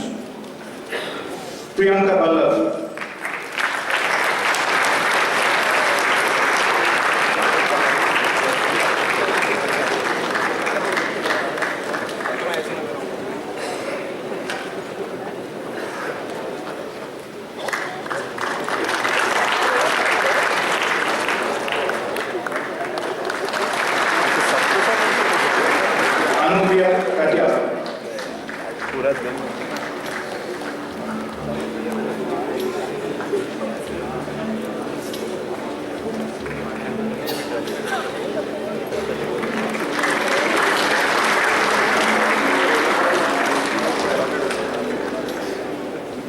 Now I present the students who have qualified for the award of the 2-year postgraduate diploma in human resource management.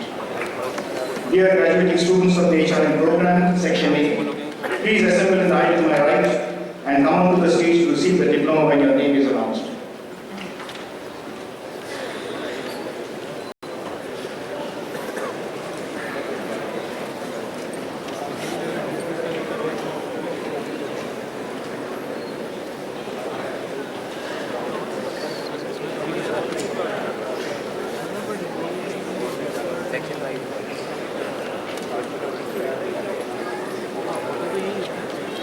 I will be announcing the names of the top 5 rank holders in the order of merit.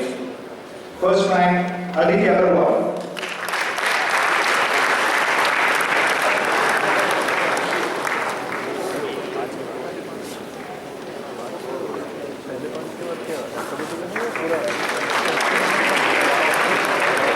Second rank, V. Ramakrishna.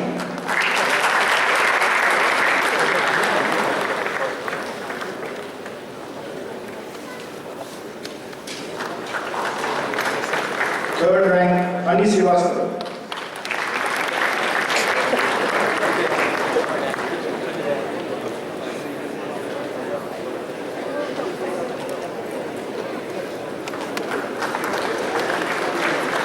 Fourth rank, Akshay Gupta.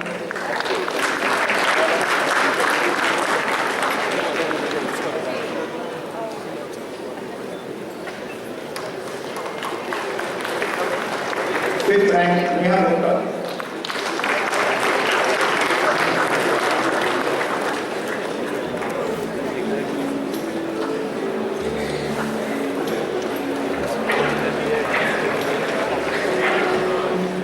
Now the other names of HRM Section A will be announced in the alphabetical order. May I request the audience not to applaud the graduates individually, but to do so after the entire graduating batch of 2015 receives the diploma. Thank you. Aditya Narayan Chaudhary.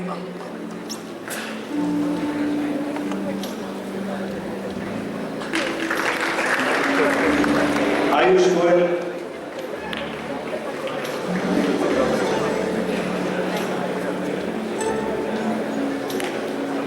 Abhay Kumar Vashist.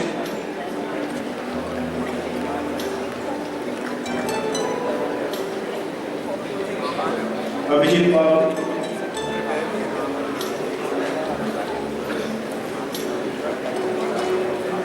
Abhishek Saxena.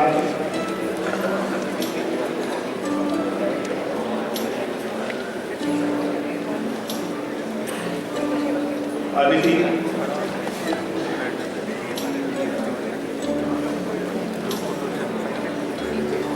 Aditya Doshi.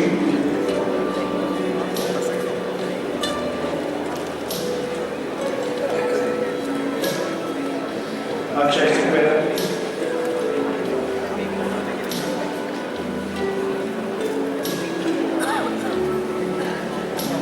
Anirban Ghosh.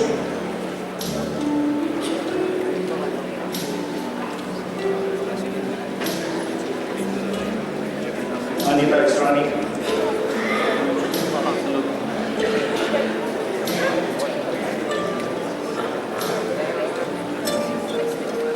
Anjul Rajoria.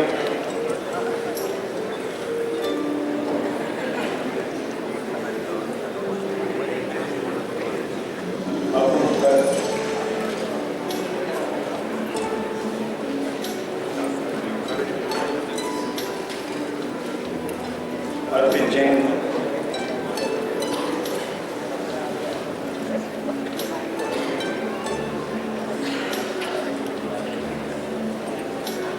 Abhijit Shekhar.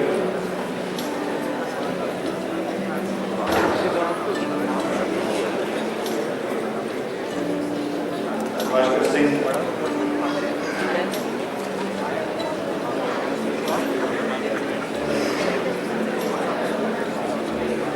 Sneha.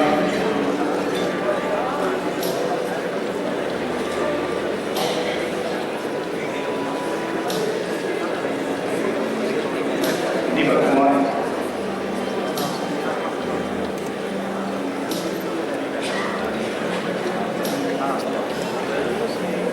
Zarina Marwa.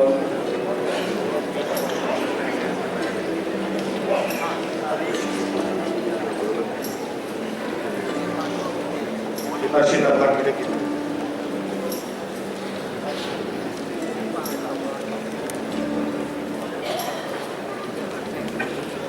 Imam Shigar.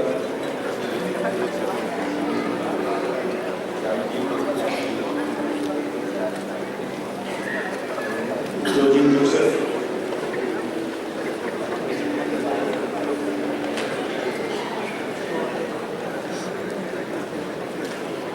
Kanika Taneja.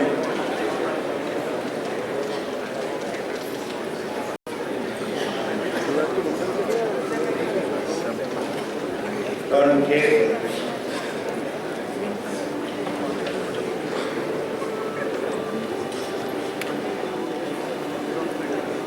Kevin Gupta.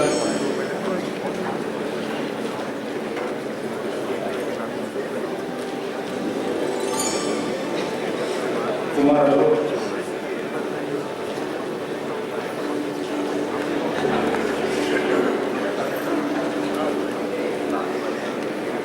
Maya Nagpal.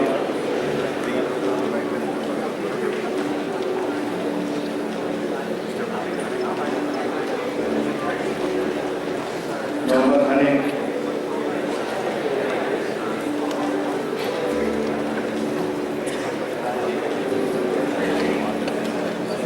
Mohit Prabhakar.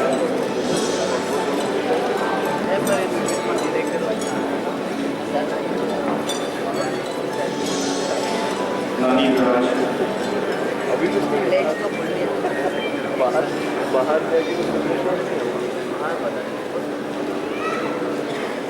Nandita Sikar.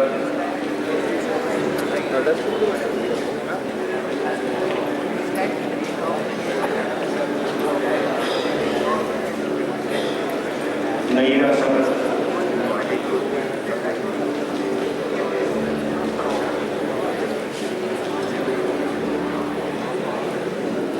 Nishant Das,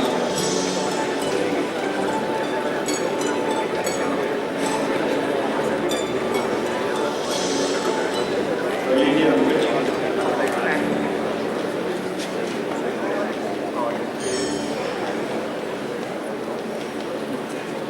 Ravi Agarwal,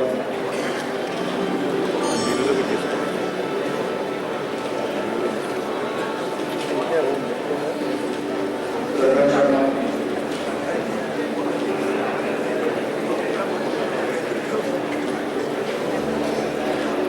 Priyanka Jain,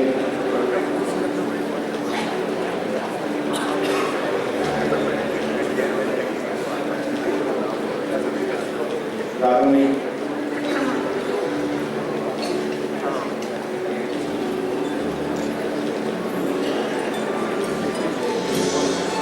Rahul Basu,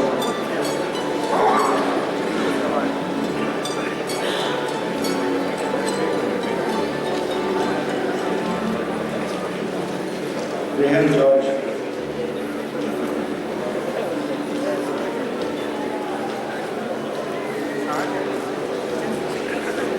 Sabrina,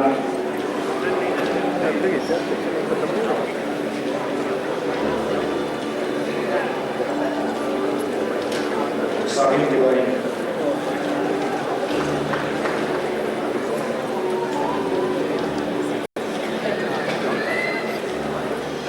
Sandeep Sahu,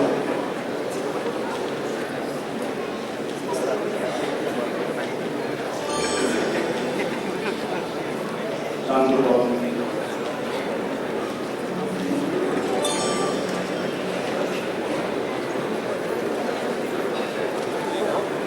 Soumya Priya,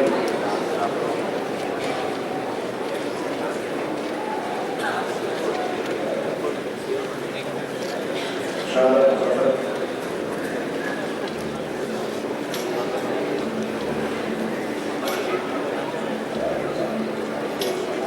Shitra Chaudhary,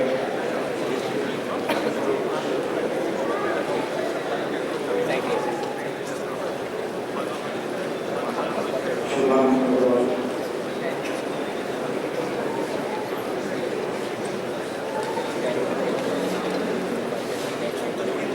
Soumya Goyal,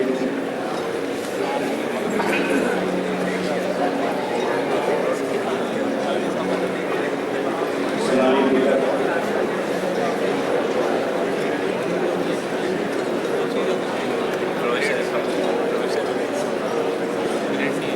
Sohail Syed,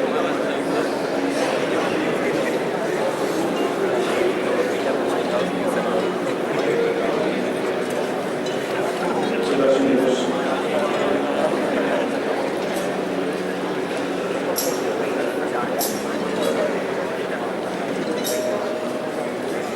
Sumit Kumar,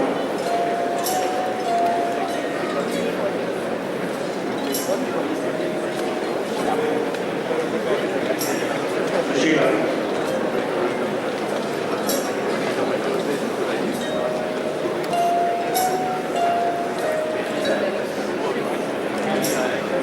T.S. Karan,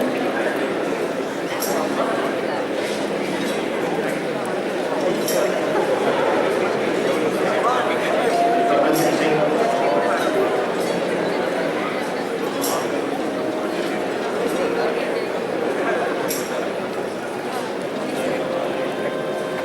Varun Gowda,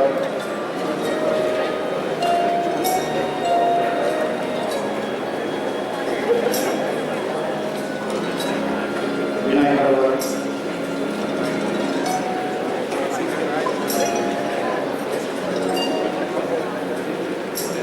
and Dinu Thomas.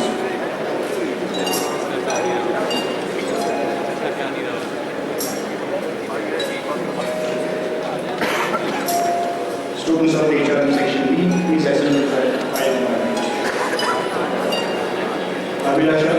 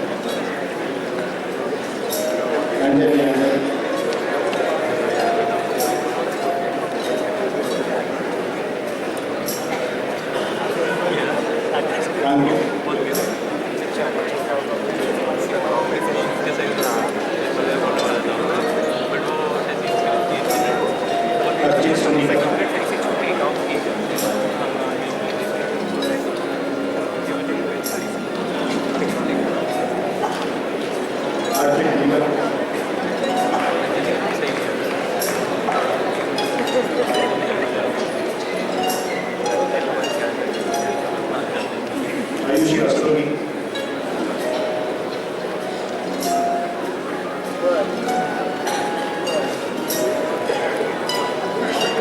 Devanjana Ghosh.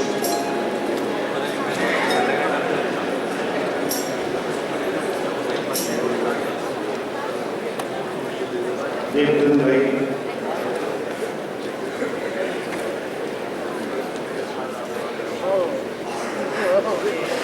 Gagan Jindal.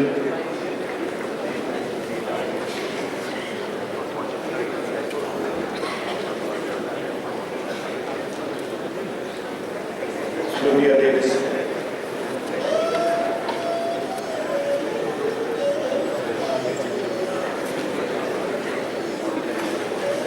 Karin Sekhar.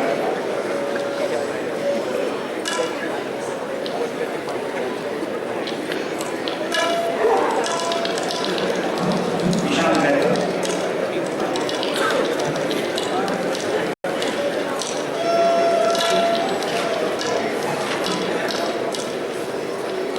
Janati Natarajan.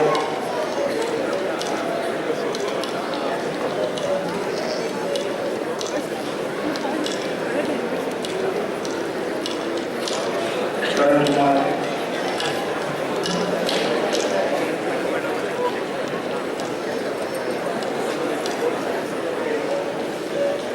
Keshav Pandit.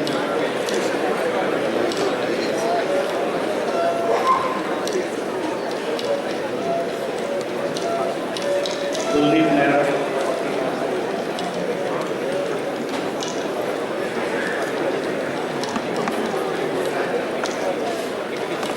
Markesh Gopal.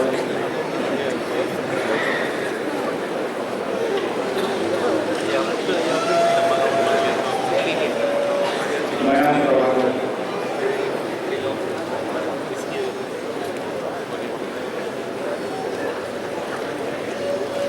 Megha Miller.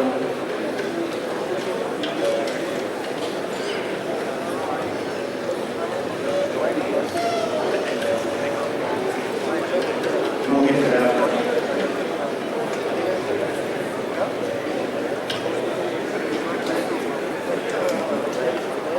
Nazia.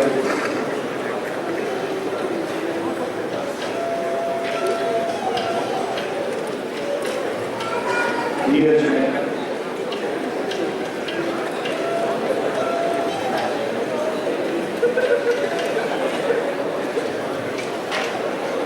Prachi Jain.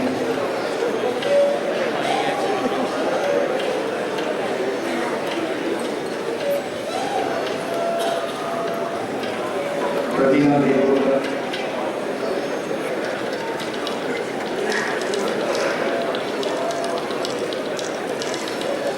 Priyank Bhatt.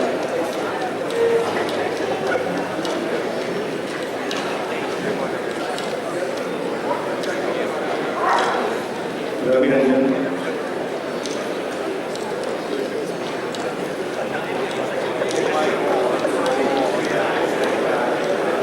Ridhwana Malik.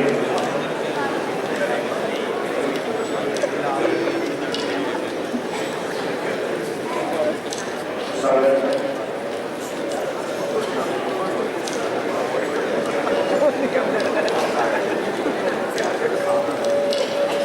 Sandeep Kumar Singh.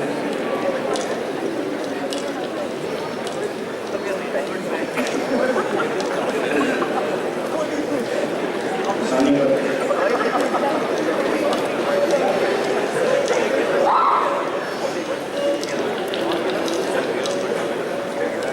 Sanjana.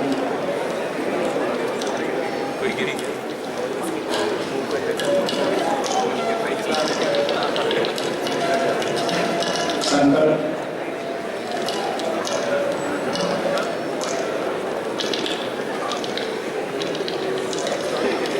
Satyam.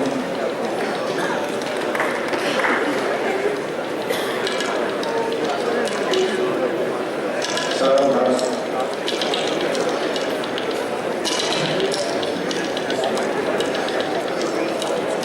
Shiva.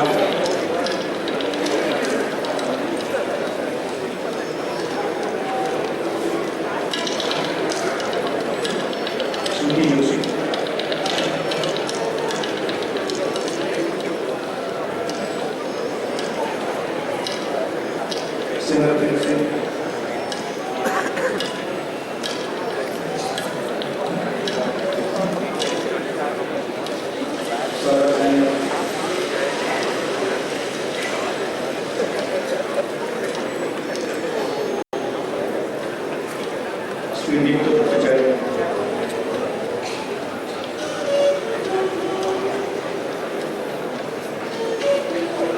student funding.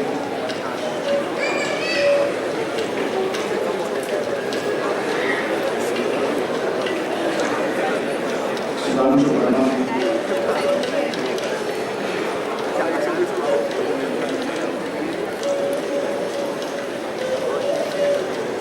Sumit Kumar Roy.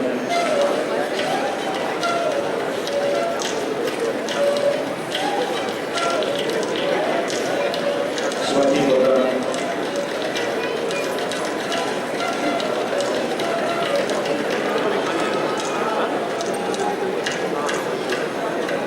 Cassie Jose.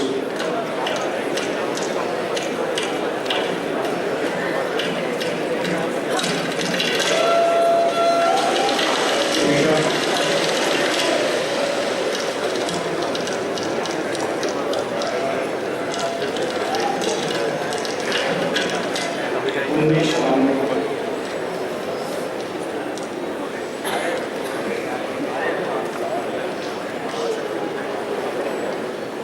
Varun.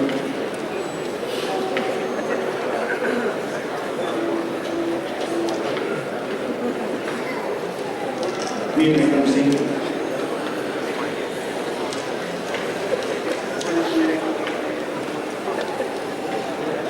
Vinod Reddy.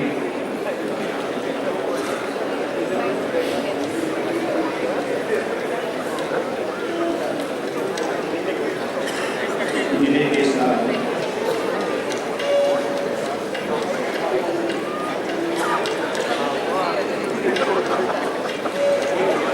Now I present the students who have qualified for the award of the 2-year postgraduate diploma in business management. Students of the BM program section A, please assemble to the right, to my right, and come onto the stage and receive the diploma.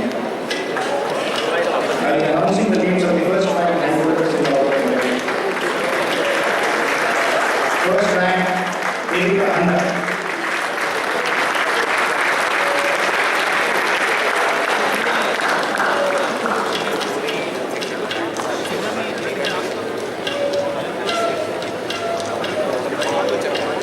Second rank, Akash Shukla.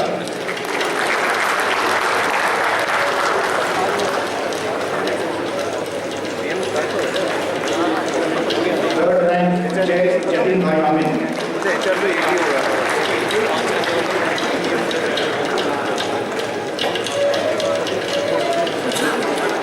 Fourth rank, Ajay M.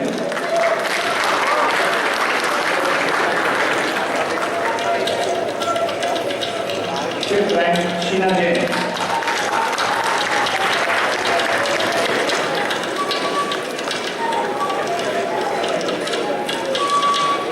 Now the other names of section A will be announced in the alphabetical order. Avade Sharma.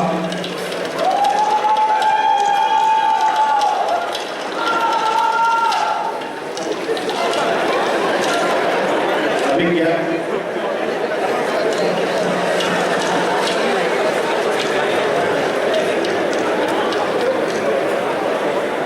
Robert Vasu, Rachel Lee.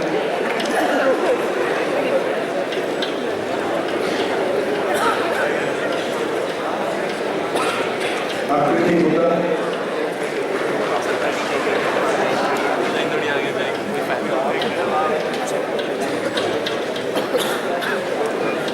Akshay Mati.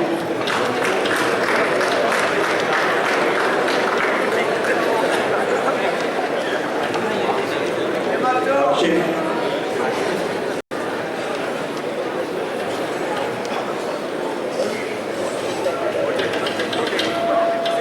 Amol Prakash.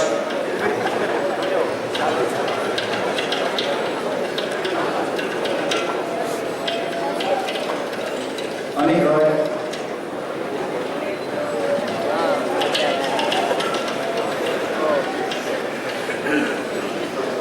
Anik Singh.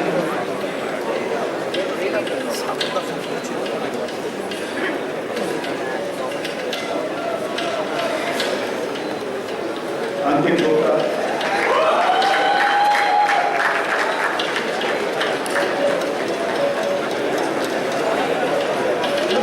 Ansul.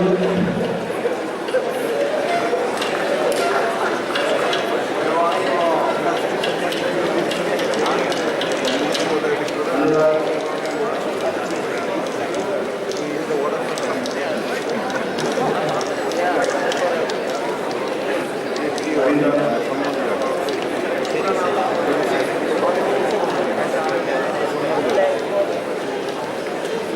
Adri Roy.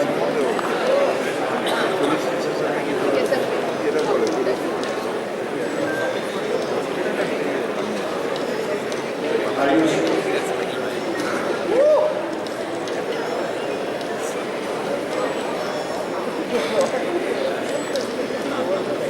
Vishal.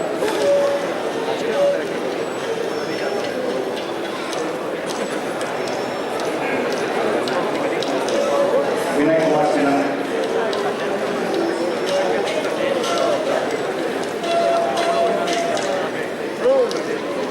Devesh.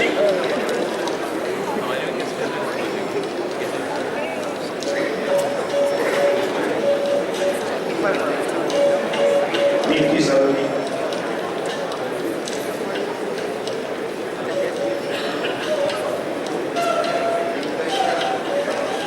Yashan Bajpi.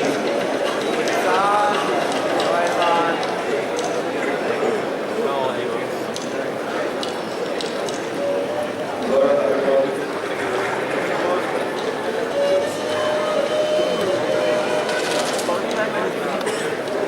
Girish Deshpande.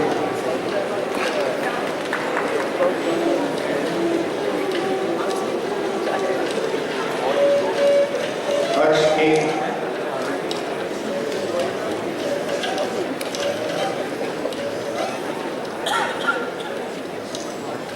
Rishikesh Pradeep Kulkarni.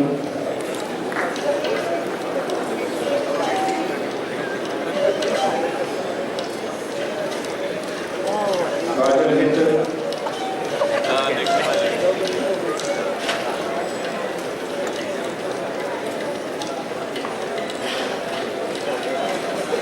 Ketan Vinod.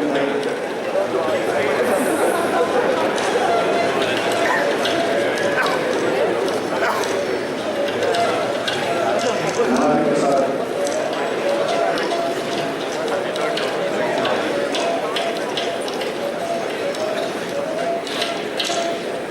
Manveen Gaur.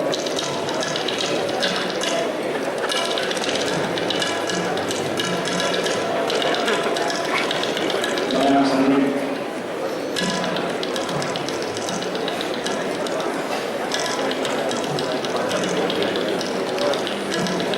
Nilkama Vishwas.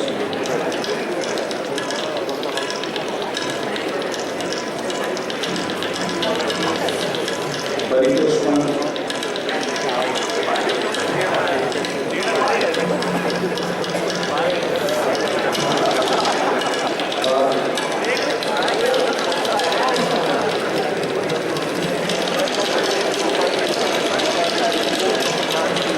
Pratik Vidya.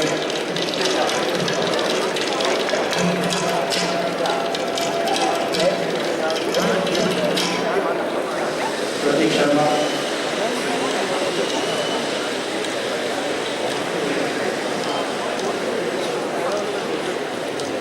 Sunil Gupta.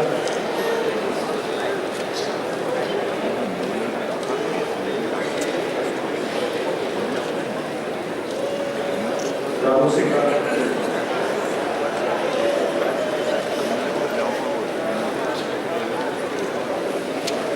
Raman Kumar Singh.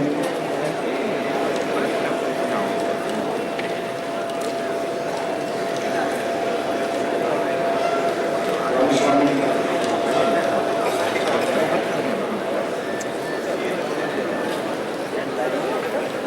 Rashmi.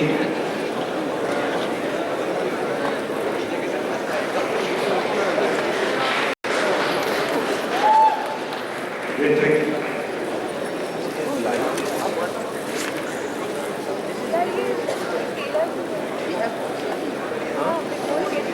Rushi.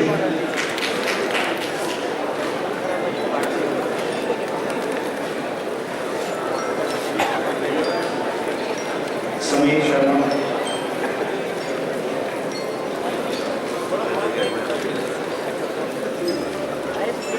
Arthur Gandhi.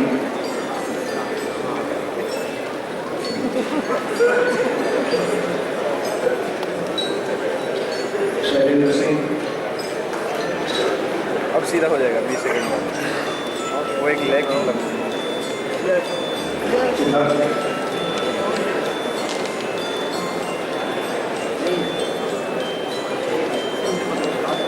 Sneha Singh, जाएंगे।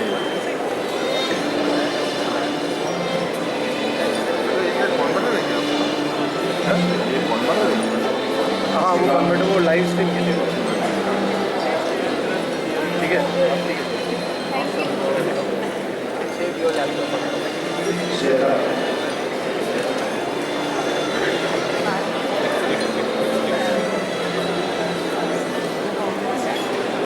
सैयद हशमी,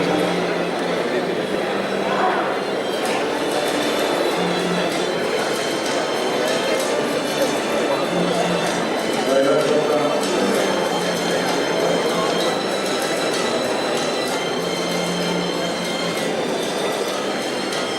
वर्षा अग्रवाल,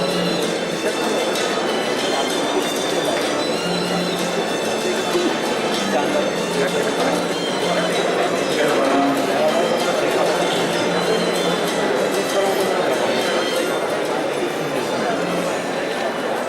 ये कुछ industry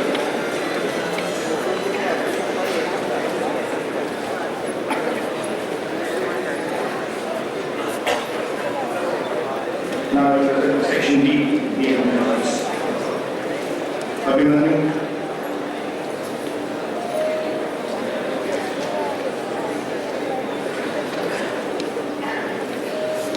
Aditi,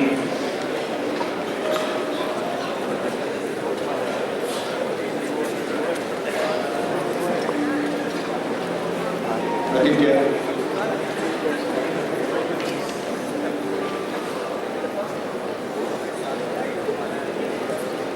Akash,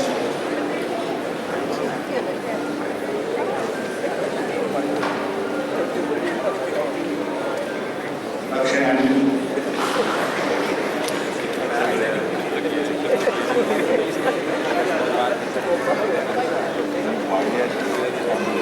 Akshay Diwan,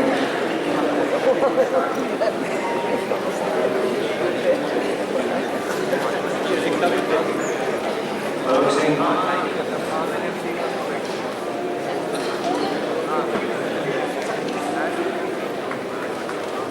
Amarendra Saxena,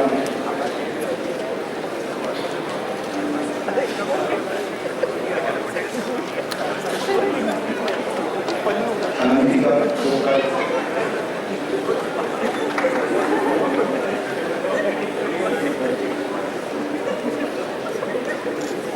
Animesh Srivastava,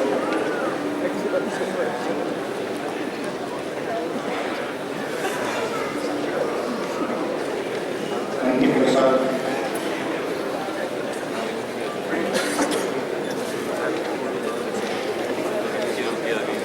Anu Sharma,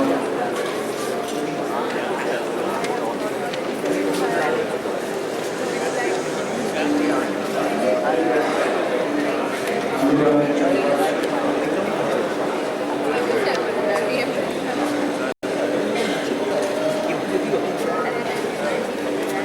Arjun,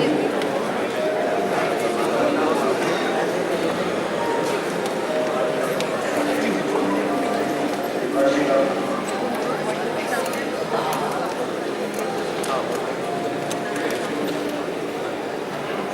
Abhishek Pankaj,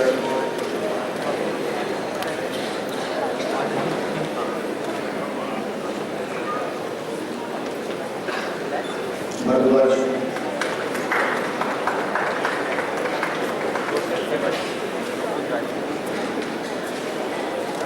Bhavya,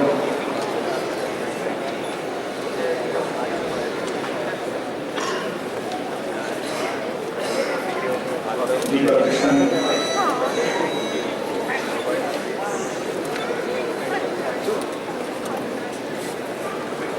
Dhruv Gupta,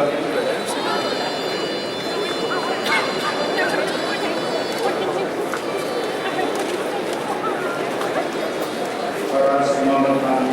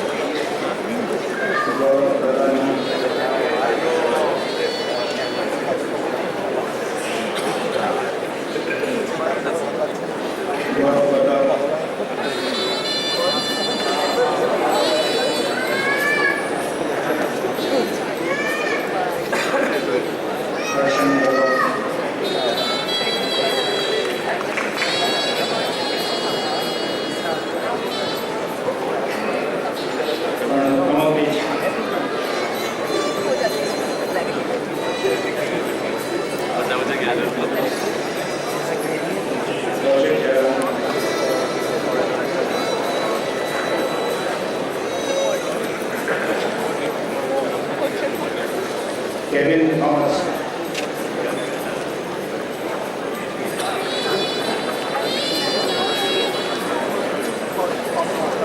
Lakshita Jain.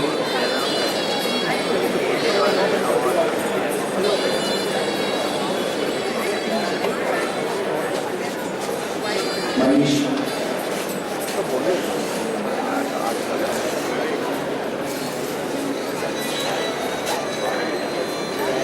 Mayank Sarkar.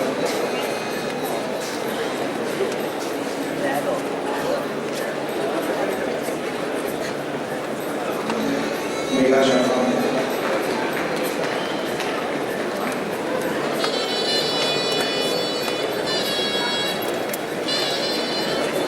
Mr.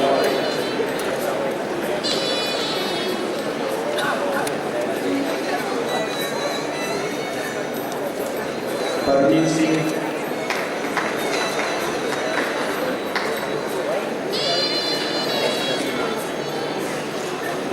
Pradeep.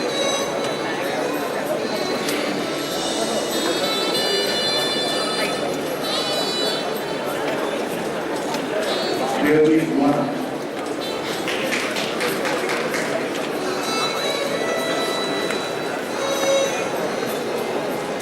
Pushkar Pandey.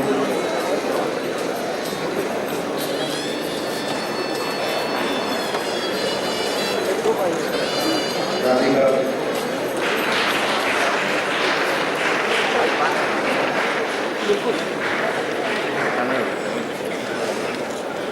Raman.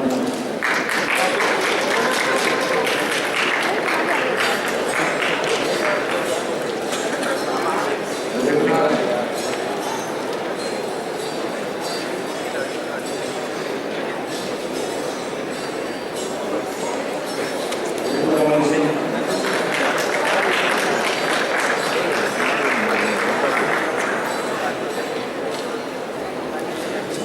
Roman Joseph.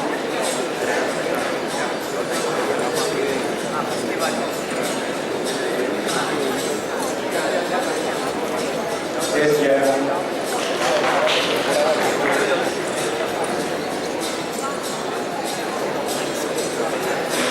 Sarvesh Singh.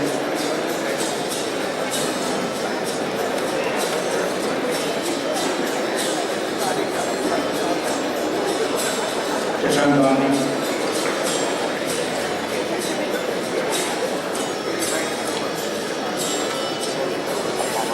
Sherry.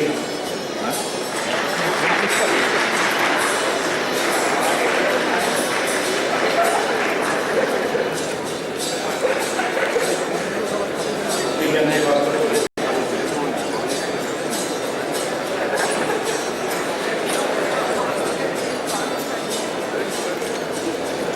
Sri Lanka.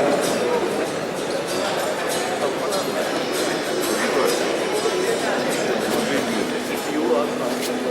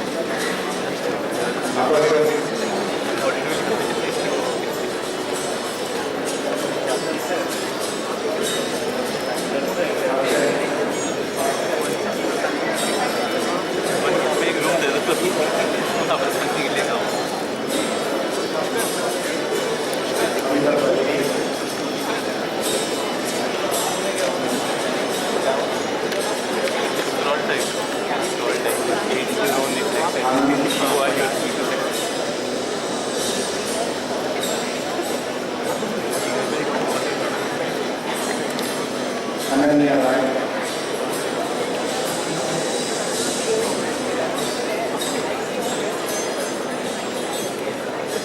Aniram Chakravarti,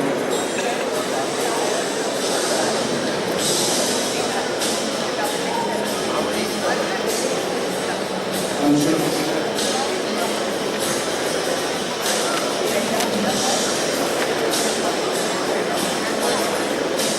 Archit,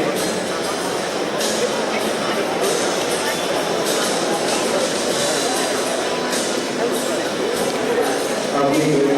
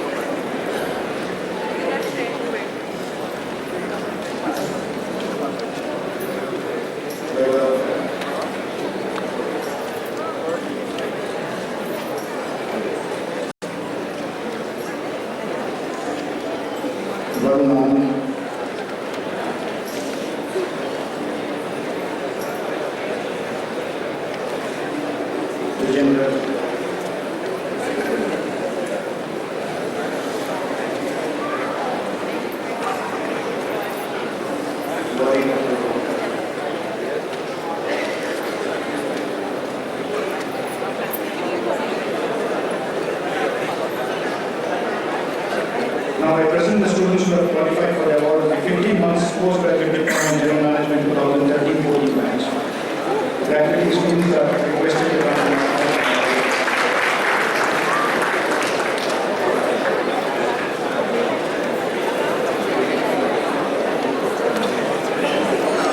I'll be announcing the first 5 rank holders in the order. First rank, Pavan Kumar Krishnamurthy.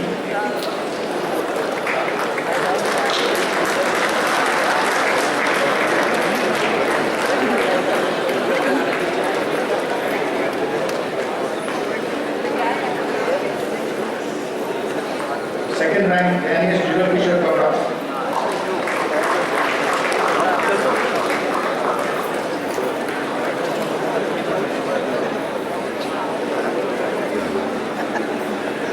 Third rank, Priyank Ritwik.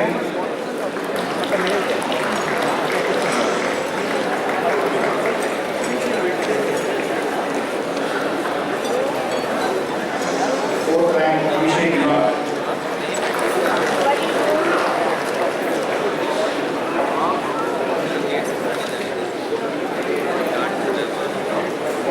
Fifth rank, Deepak Garg.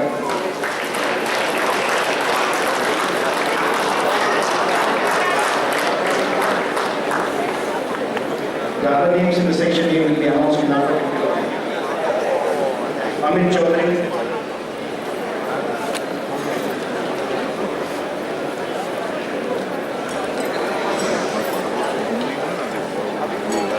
Anand Dwivedi.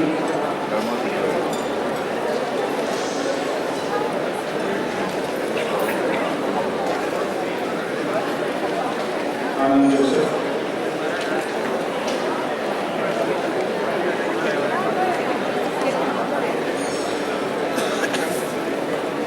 Ankit Gupta.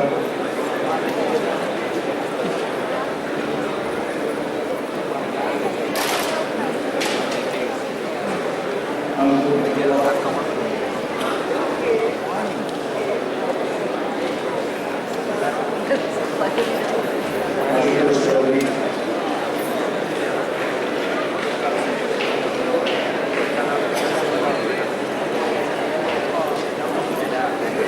And Banerjee.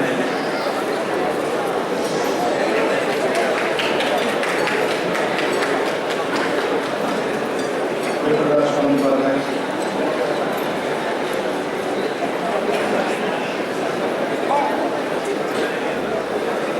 Chandan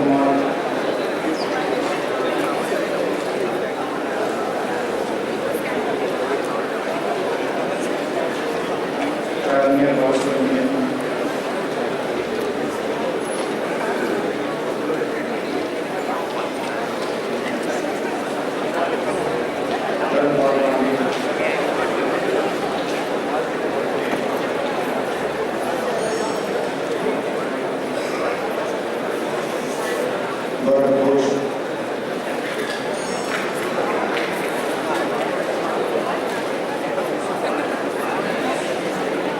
Rashid,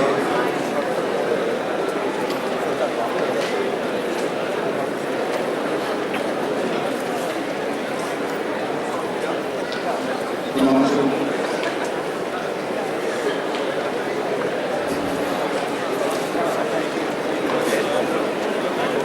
Lokesh,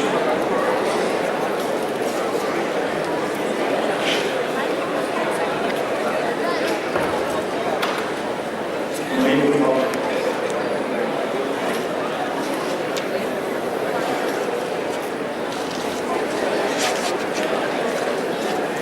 Vinay Saurabh,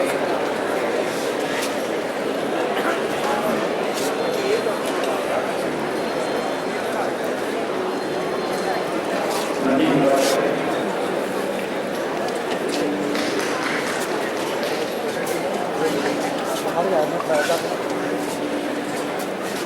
Neha Singhani,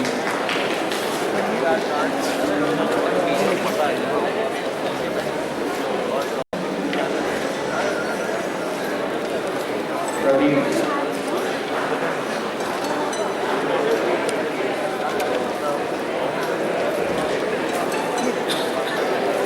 Pradeep,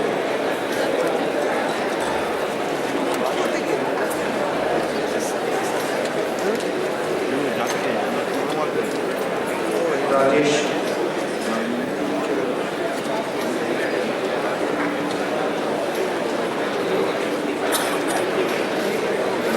Rajesh Ranjan,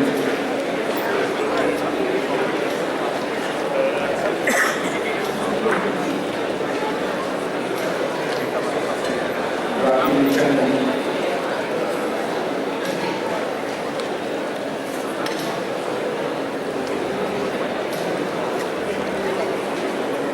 Sahil,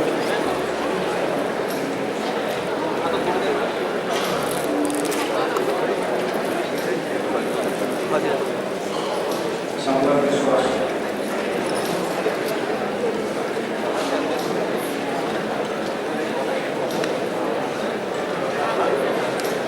Sandeep Banerjee,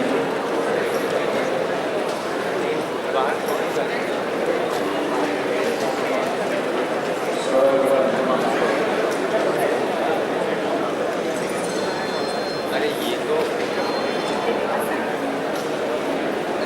Shaulik Sanyal,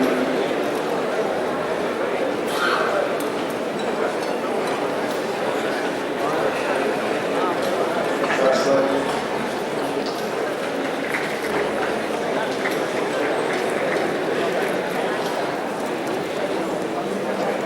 Shaulik, Shaulik,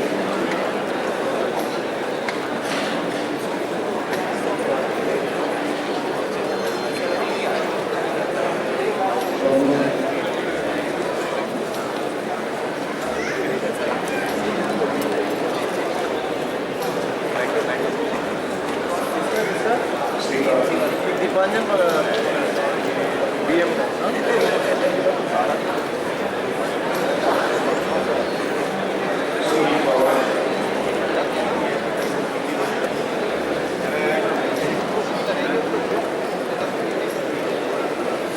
Sumit Jalan,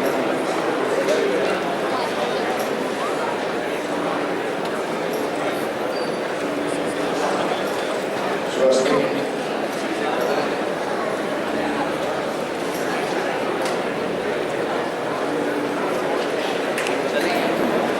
Swati Lekha,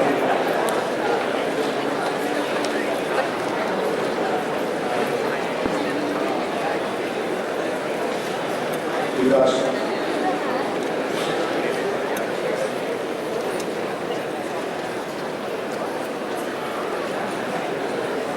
now the general program section B, Abhinav Akash,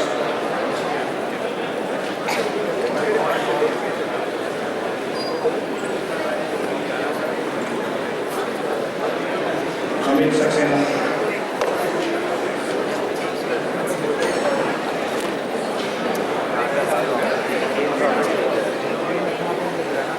Amrit,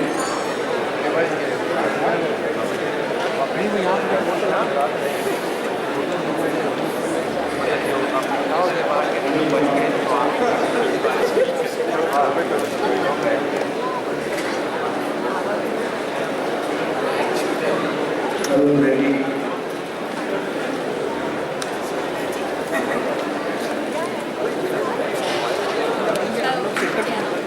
Arun Paul.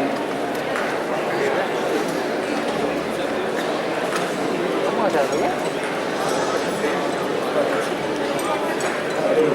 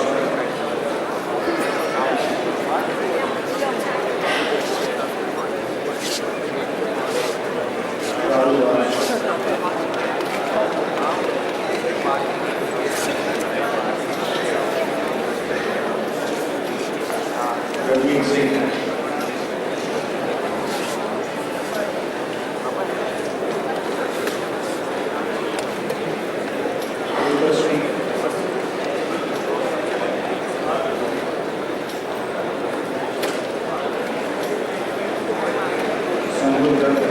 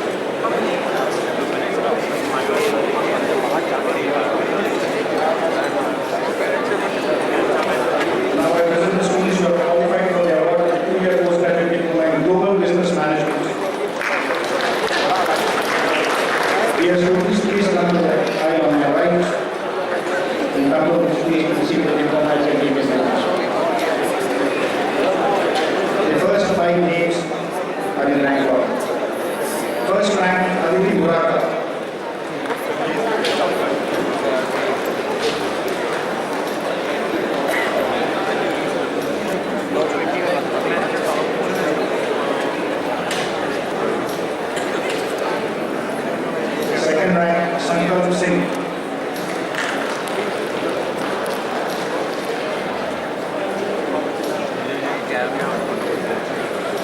Third rank, Karan Khan.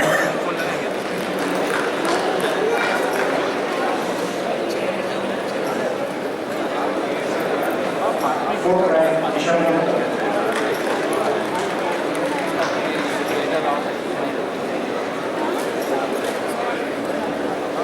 Fifth rank, Ashwini Garg.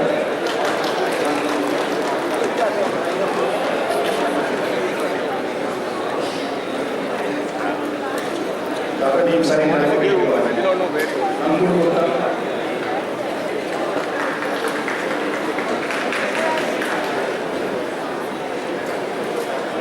Anurag Purwar.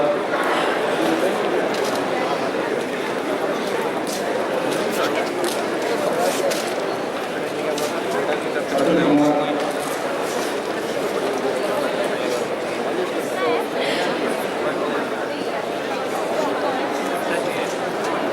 Bhavin Sharma.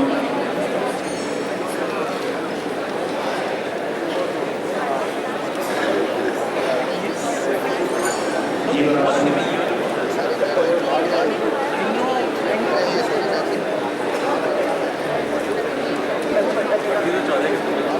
Manoj Gupta.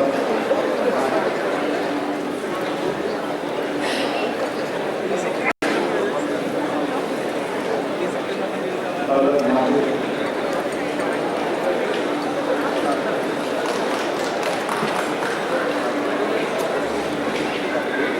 Professor K.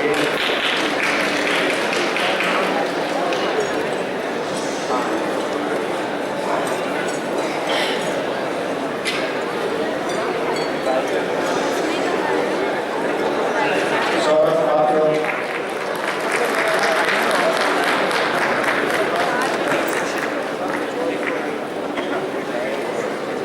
Siddharth.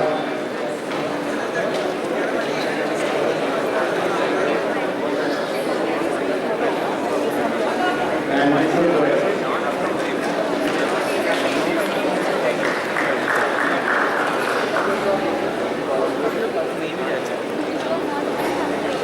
Now I present the students who are qualified for the award of 3-year part-time postgraduate diploma in business management, Dubai program. I request students please stand to my right and receive the diploma as an email acknowledgement. I am announcing the names of the first 5 rank holders in honor of merit. First rank, Feroz Meher.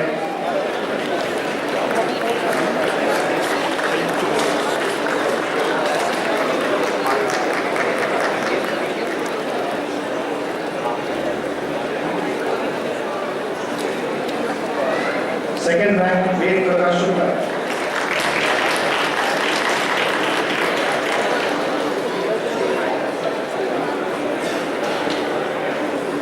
Third rank, Indrajit Raichaudhary.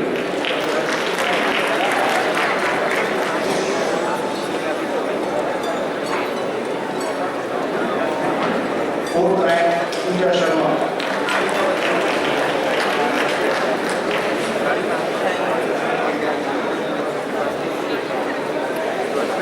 Fifth rank, Sajid Ranakar.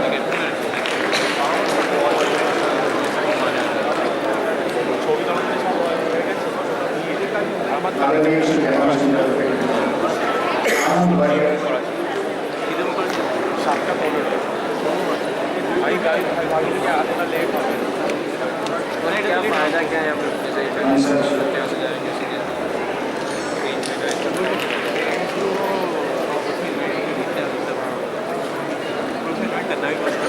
Awareness study.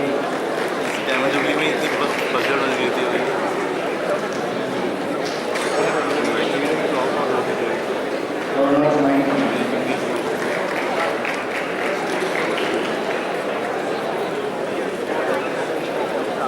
सारे आ गए कई वैसे भी सारे आ गए Deepak Sharma.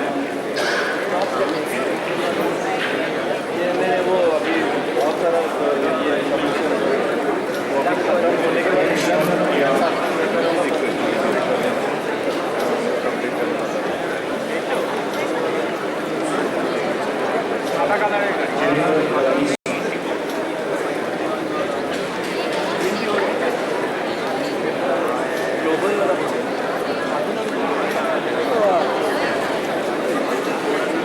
Naga M.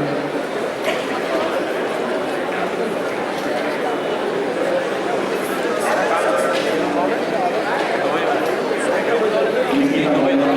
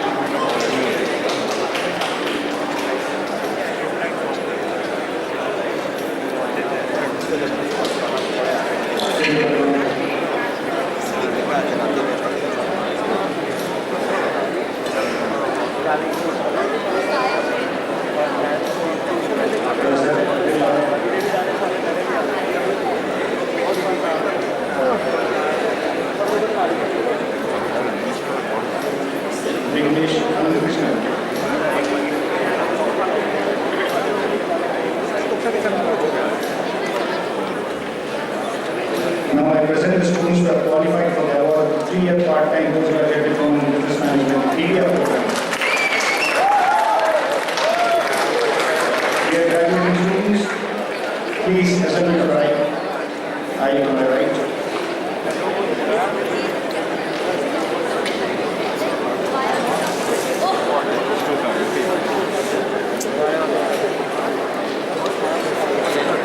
I'll be announcing the names of the first rank holders in the order of the merit. First rank, Mainam Sinha.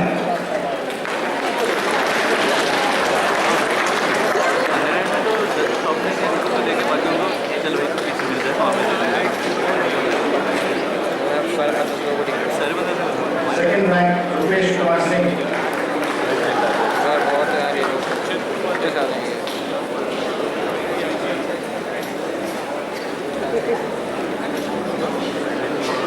Third rank, Somo Bose.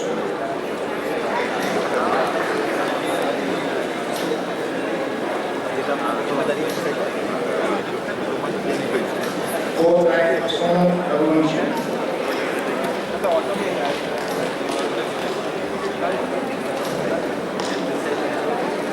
Fifth rank, Nidhi Kumari.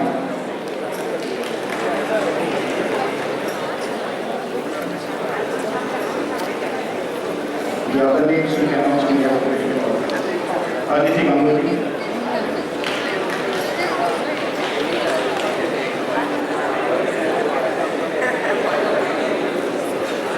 Aditya Jha.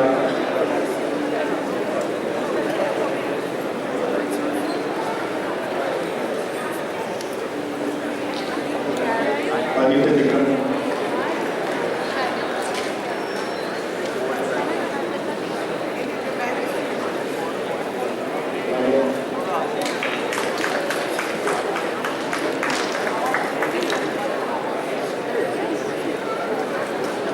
Amit Patil.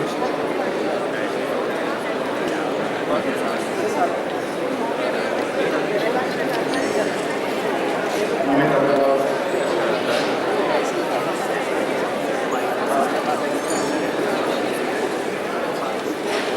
Ankita.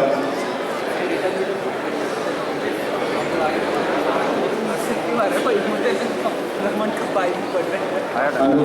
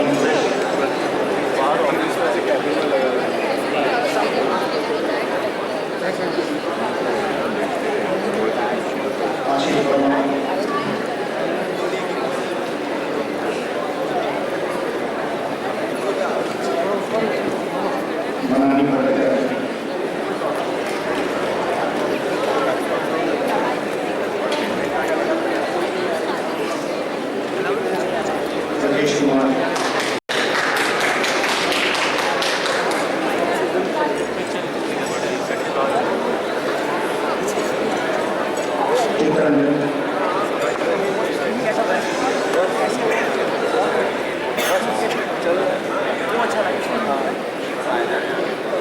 Devashish Datta,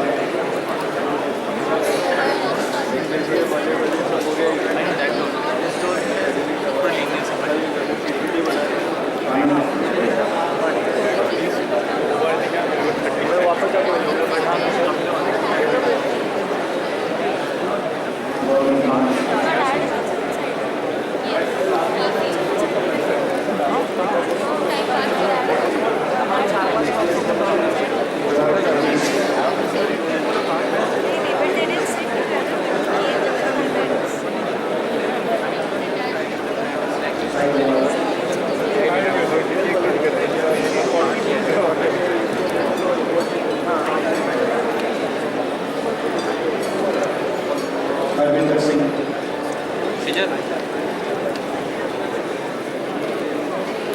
क्या वो वापस आ गया? Raj Bhargava,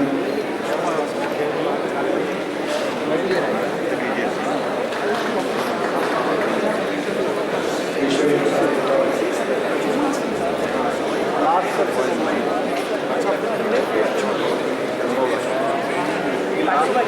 P.V. Srinivasan,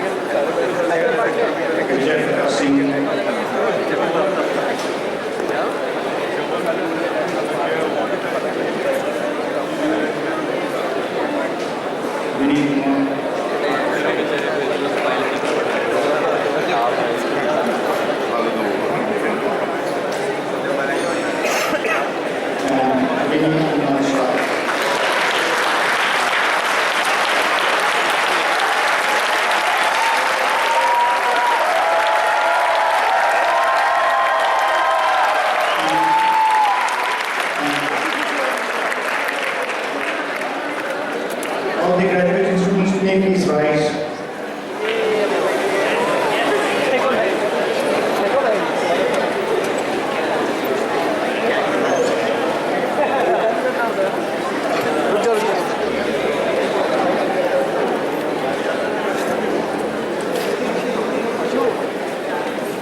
The second candidates who are present here, there are others who have been found qualified for award of the fellow or diploma as the case may be, but could not attend the convocation. I now request the chairman, Mr. Narendran, to confer on behalf of the Board of Governors of XLRI, the fellow in management, postgraduate diploma in human resource management, postgraduate diploma in business management, postgraduate diploma in general management, postgraduate diploma in global business management, postgraduate diploma in business management part-time Dubai program, or postgraduate diploma in business management part-time India program as the case may be, on these candidates who are present and on others who are absent in absentia. By the authority vested in me as the chairman of the Board of Governors, I award you the fellow in management, postgraduate diploma in human resource management, postgraduate diploma in business management, postgraduate diploma in general management, postgraduate diploma in global business management, postgraduate diploma in business management Dubai program, postgraduate diploma in business management India program, as the case may be. And I charge that by thought, word, and deed, you prove yourselves worthy of the award. Let us now welcome the graduates of the convocation.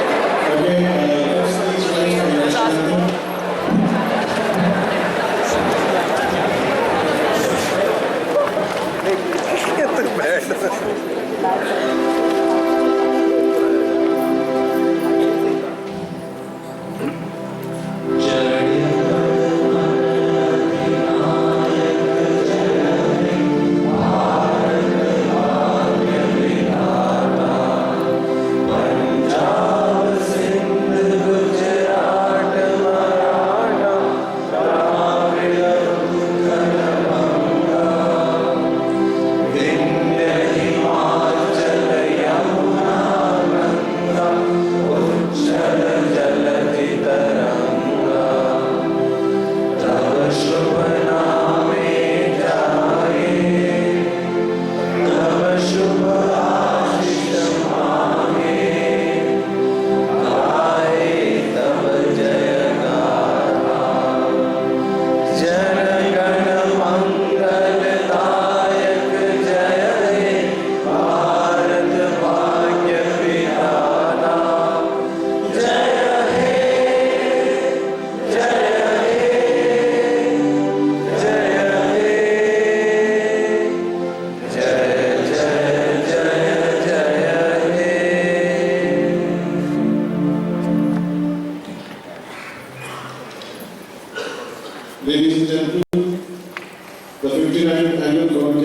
of XLRI is adjourned.